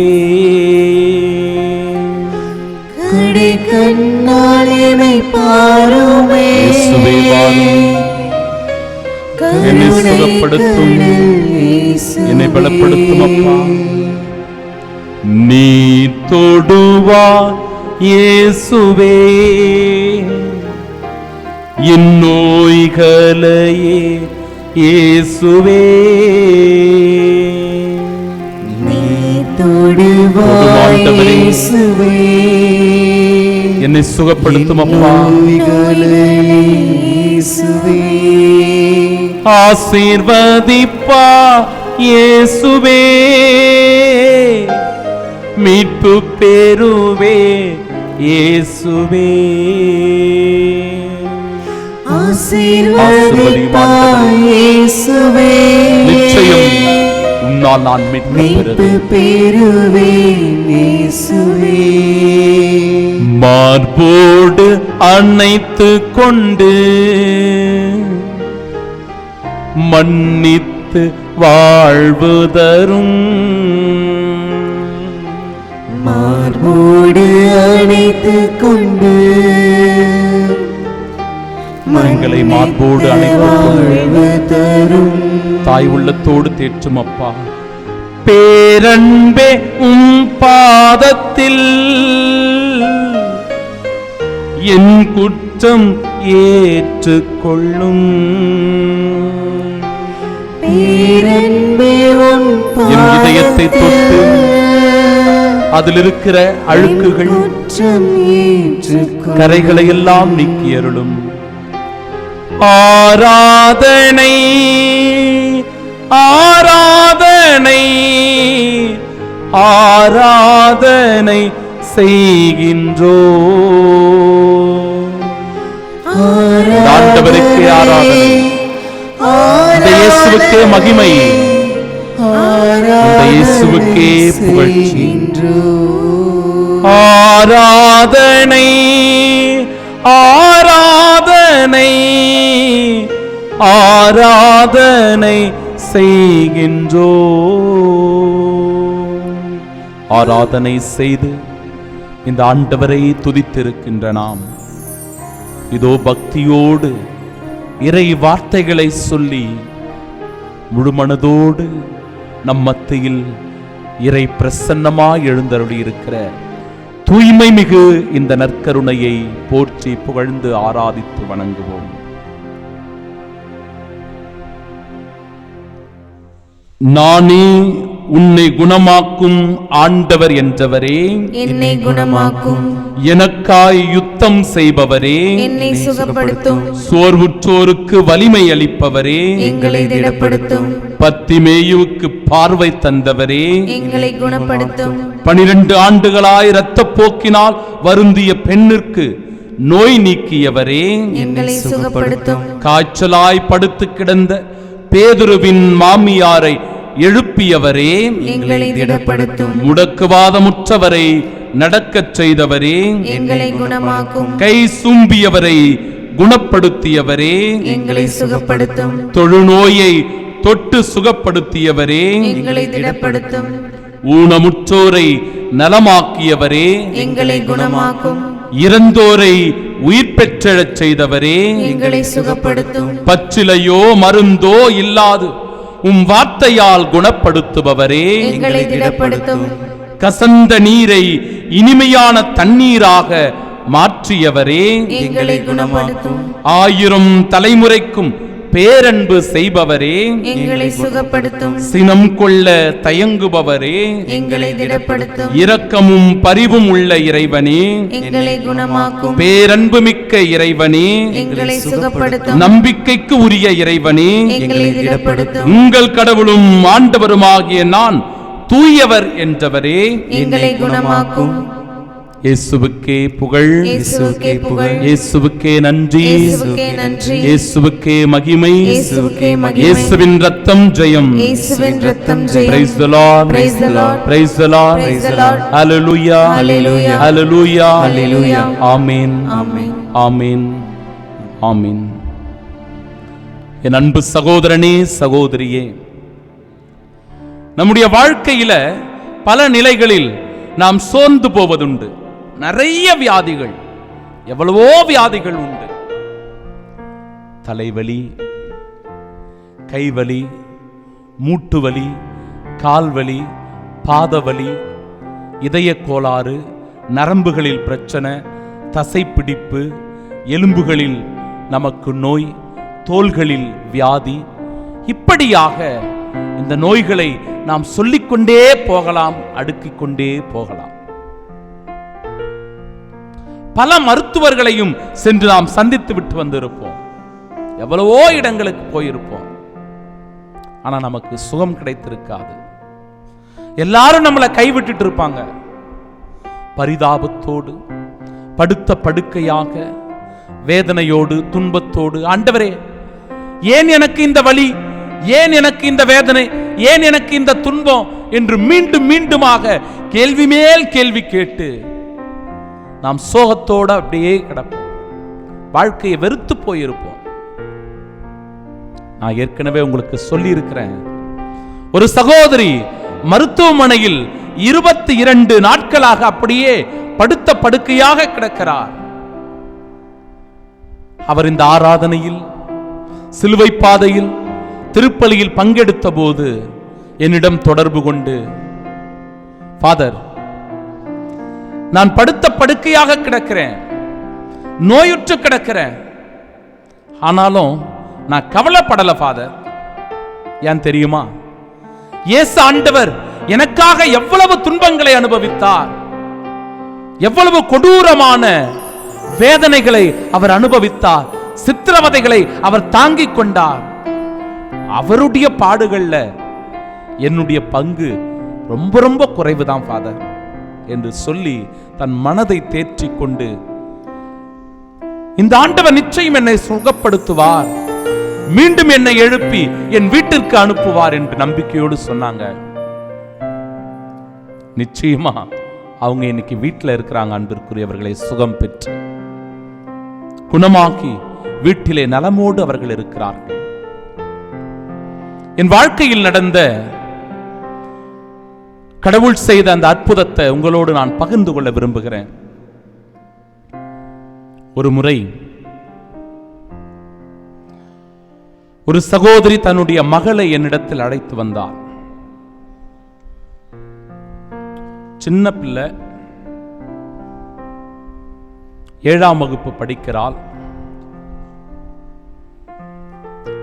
அந்த பிள்ளைக்கு தொடர்ந்து இரத்தப்போக்கு இருந்து கொண்டே இருக்கிறது. அந்த தாய் மிகுந்த வேதனையோடு துன்பப்பட்டு, ஃபாதர், என் பிள்ளைய பாத்தீங்களா, எப்படி நலிஞ்சு போயிருக்கிறா, எப்படி சோர்ந்து போய் கிடக்கிறா பாத்தீங்களா? ஏன் ஃபாதர் இப்படி நடக்குது தெரியலையே. என் பிள்ளைக்காக கொஞ்சம் ஜெபிங்க ஃபாதர். ஃபாதர், இந்த ஸ்டோல் வச்சு ஜெபிங்க ஃபாதர், இந்த சிலுவையை மேல வச்சு ஜெபிங்க ஃபாதர் என்று சொல்லி என்னிடத்தில் அவர் அழைத்து வந்தார். நானும் அந்த சகோதரிய, அந்த பிள்ளைய ஆண்டவருடைய திரு சந்நிதிக்கு அழைத்து வந்தேன். இந்த தேவ நற்கருணையின் முன்பாக நிற்க வைத்தேன். என் அன்பு மகனே, என் அன்பு மகளே, என் சகோதரியே, இதோ இந்த நற்கருணை நாதர் உன்னை குணப்படுத்துவார், சுகப்படுத்துவார் என்று நீ நம்புகிறாயா, விசுவசிக்கிறாயா என்று கேட்டேன். ஆம் ஃபாதர், நான் நம்புகிறேன், நான் விசுவசிக்கிறேன். என் தேவனை தவிர வேறு எவரும் இந்த உலகத்துல அவ்வளவு வல்லமையோடு சுகப்படுத்தக்கூடியவர் எவரும் இல்லை என்று சொன்னார். சரி, அந்த நம்பிக்கையோடவே அந்த விசுவாசத்தோடவே ஜெபிங்க ஜெபிங்க என்று சொல்லி இதோ இந்த ஸ்டோல்ல எடுத்து அவங்க இந்த சிறு பிள்ளையினுடைய தலை மீது வைத்து ஜெபிக்க ஆரம்பித்தேன். நற்கருணை நாதருடைய வல்லமைக்காக வேண்டினேன். தூய ஆவியினுடைய வல்லமையை இறைஞ்சு வேண்டினேன். இதோ ஆணி பாய்ந்த அந்த கரங்களிலிருந்து வழிந்தோடுகின்ற இரத்தத்திலே இதோ இந்த பிள்ளையானவள் ஆசீர்வதிக்கப்பட வேண்டுமாய் ஜெபித்தேன். ஒரு வாரம் கழிச்சு அந்த தாய் அந்த பிள்ளையை அழைத்து கொண்டு வந்தாங்க. ஃபாதர், என் பிள்ளை நலமோடு இருக்கிறா, அவள் சுகம் பெற்று விட்டாள், என் ஆண்டவர் அவருக்கு சுகத்தை கொடுத்தார், அவரை குணப்படுத்தினார், நலமோடு இருக்கிறார் ஃபாதர் என்று சொல்லி என் முன்பாக அவர் சாட்சி சொன்னார். என் அன்புக்குரியவர்களே, அது கடவுள் செய்த அற்புதம். என்னை ஒரு சிறு கருவியாக அதில் பயன்படுத்தினார், அவ்வளவுதான்.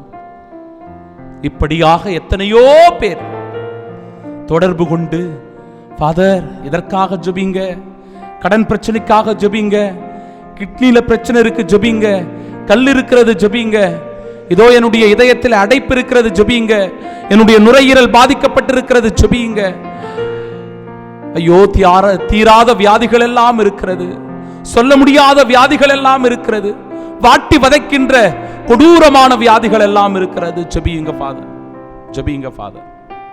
அன்பிற்குரியவர்களே, கடவுள் இந்த அபிஷேகமான நேரத்தில் எல்லோரையும் தொடும்படியாக, தொடுமின் ஆண்டவரே, தொடுமின் தேவனே, சுகப்படுத்தும் ஆண்டவரே, குணப்படுத்தும் ஆண்டவரே என்று சொல்லி பக்தியோடு நாம் பாட இருக்கிறோம்.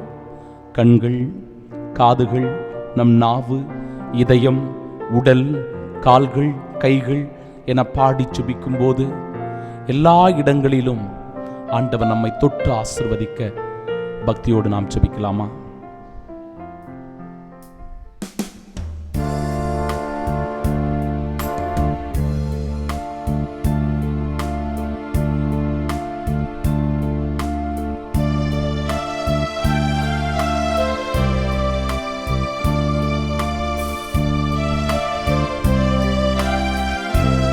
ஆண்டவர் தொடுகிறார் என்பதை உணர்வோம். ஆண்டவரை நாம் தொடுவதாக நினைத்துக் கொள்வோம்.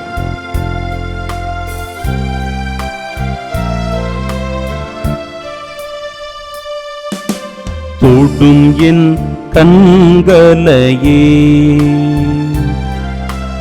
உம்மை நான் காண வேண்டுமே,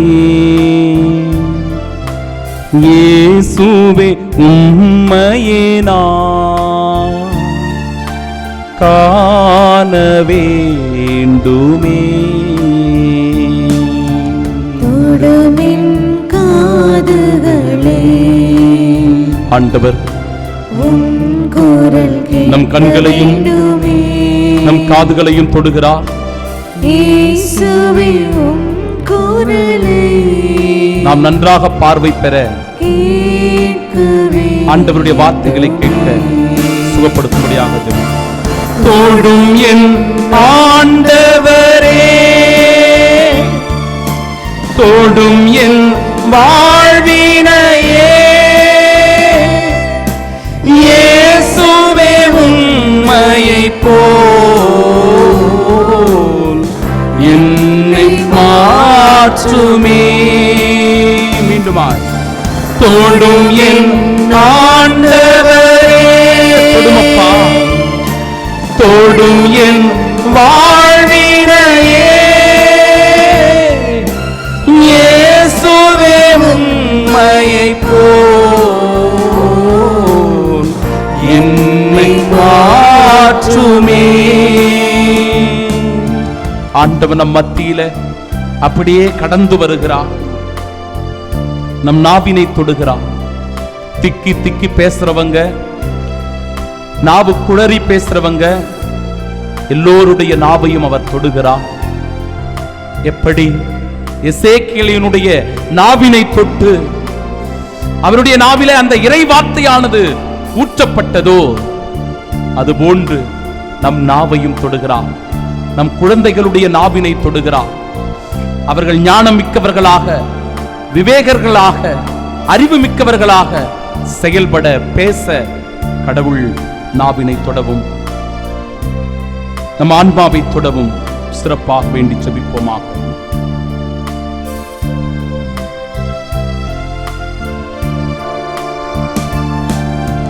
தொடும் என் நாவினையே புகழ் பாட வேண்டுமே, இயேசுவே புகழை பாட வேண்டுமே.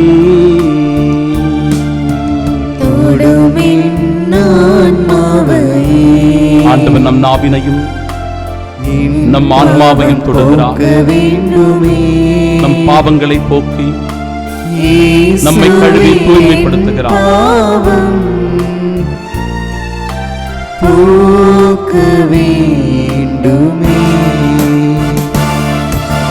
தொடும் என் ஆண்டவரே, தொடும் என் வாழ்வினையே, இயேசுவே உம்மையை போல் என்னை மாற்றுமே. மீண்டுமா, தொடும் என் ஆண்டவரே, தொடும் என் வாழ்வினையே, இயேசுவே உம்மையை போல் என்னை மாற்றுமே. ஆண்டவர் ஒரு முக்கியமான இடத்தை தொட விரும்புகிறார். அன்பு உள்ளங்கள், அது நம்முடைய மனது. இந்த மனதுல தான் நம் அழுக்குகளை சேர்த்து வைத்திருக்கிறோம், பாவக்கரைகளை சேர்த்து வைத்திருக்கிறோம், துர்நாற்றம் வீசக்கூடிய அருவருப்பான கடும் சிவப்பான இதோ இந்த பாவக்கரைகளை சேர்த்து வைத்திருக்கிறோம். ஆண்டவர் நம் மனதை தொட்டு ஆசிர்வதிக்கும் போது அது புனிதமடைகிறது, கனிவுள்ள இதயமாக மாறுகிறது. புது படைப்பான நம்முடைய இதயம் ஆண்டவருக்குரியதாக மாறுகிறது. ஆம், நம்முடைய உடல் முழுவதையும் ஆண்டவர் உச்சம் தலை முதல் உள்ளம் கால் வரை அவர் தொட்டு ஆசிர்வதிக்கிற வேளையிலே இதோ நம்முடைய தோலுக்காக, சதைக்காக, நரம்புகளுக்காக, எலும்புகளுக்காக உருக்கத்தோடு வேண்டி ஜெபிப்போமா. தொடும் என் மனதினையே, மனப்புண்கள் ஆற வேண்டுமே, இயேசுவே மனப்புண்கள் ஆற வேண்டுமே.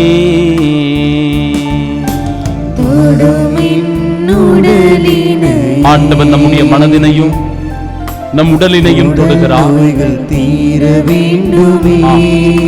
யாரையாவது மன்னிக்காமல் இருந்தா, யார் மீதாவது கோபமாக இருந்தா ஆண்டவர் மன்னிக்கும்படியாக வேண்டி ஜெபிப்போம். தொடும் என் ஆண்டவரே, தொடும் என் வாழ்வினையே, இயேசுவே உம்மையை போல் என்னை மாற்றுமே. தொடும் என் ஆண்டவரே, பாவமில்லாதவர்களா, ஆசீர்வதிக்கப்பட்டவர்களா, நம் வாழ்விலே என்றும் உடன் இருக்கிறவரா, ஆவியினுடைய வல்லமையை வேண்டி நாம் சொல்லுவோம். என்னை மாற்றுமே. ஆண்டவர் நம்மை முழுவதுமாக ஆட்கொண்டு அவருடைய பரிசுத்த வல்லமையினால நம்மை தொட்டு குணப்படுத்திய இந்த அற்புத அதிசயத்தை நம்முடைய வாழ்வில் உணர்ந்தவர்களாக இந்த நற்கருணை நாதரை மகிமைப்படுத்த அவருடைய மாட்சிமையில நாமும் பங்கு பெற மாண்புயர் கீதம் பாடி கடவுளை மகிமைப்படுத்துவோமாக.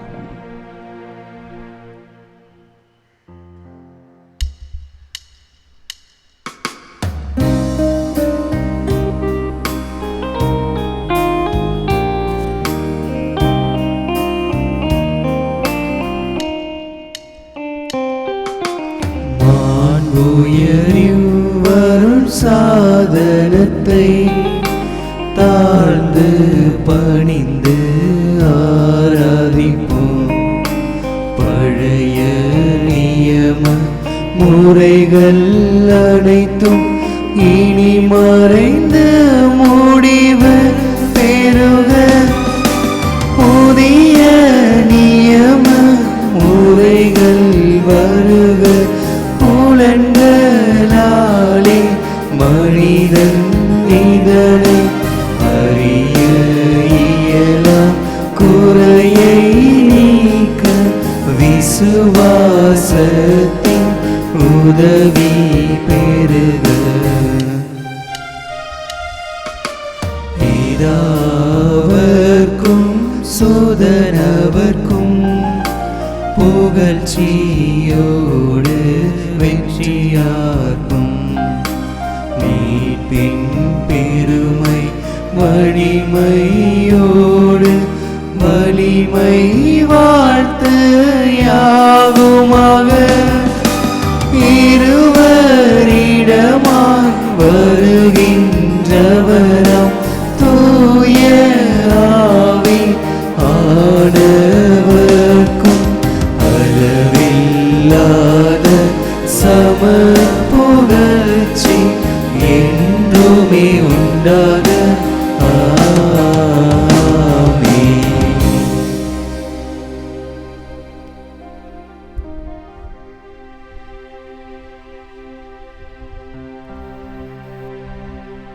மன்றாடுவோமாக.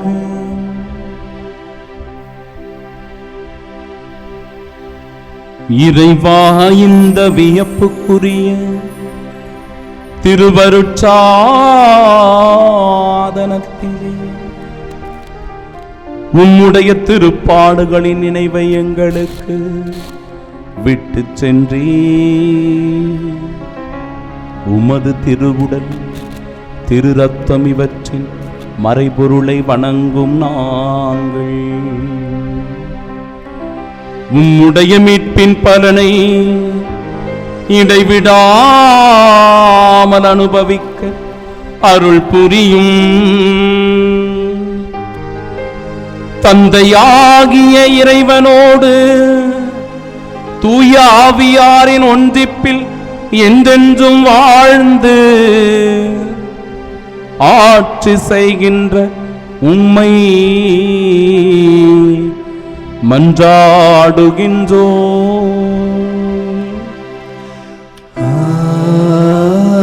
ஆமென்.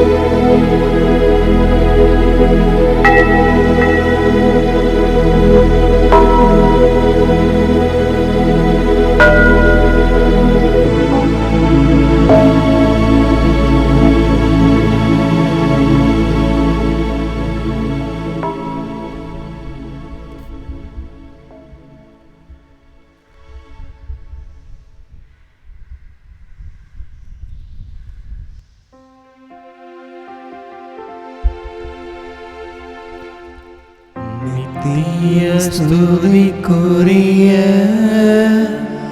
பரிசுத்த நற்கருணைக்கு பக்தியாய் ஆராதனை எத்திசையும் புரிவோம்.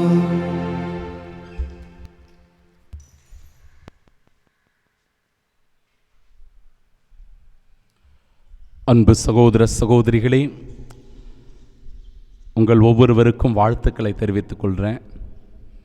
இந்த 3 நாள் தியானத்திலும் நீங்கள் எல்லாம் உற்சாகமாக பங்கெடுத்திருக்கிறீங்க. ஏறக்குறைய 10,000த்திற்கும் மேற்பட்ட மக்கள் இந்த தியானத்தில் பங்கெடுத்திருக்கிறாங்க, ஆசீர்வாதங்களில் பங்கெடுத்திருக்கிறாங்க, கடவுளுடைய அற்புத அதிசயத்தை தன்னுடைய வாழ்வில் உணர்ந்திருக்கிறாங்க. அவர் எவ்வளவு நமக்காக பாடுபட்டார் என்பதை உணர்ந்து நாம் புனித வாரத்தில் அடியெடுத்து வைக்க இருக்கிறோம். ஆம், இந்த புனித வார நிகழ்வுகள் அனைத்தையும் அருள் தேடல் டிவி உங்களுக்காக நம்முடைய வாழ்க்கை இறை ஆசீர்வாதத்தால் நிரப்பப்பட நேரடியாக எல்லா நிகழ்வுகளையும் ஒளிபரப்பு செய்கிறது. இணைந்து இறை ஆசீரை பெற ஜெபிப்போம். நன்றி.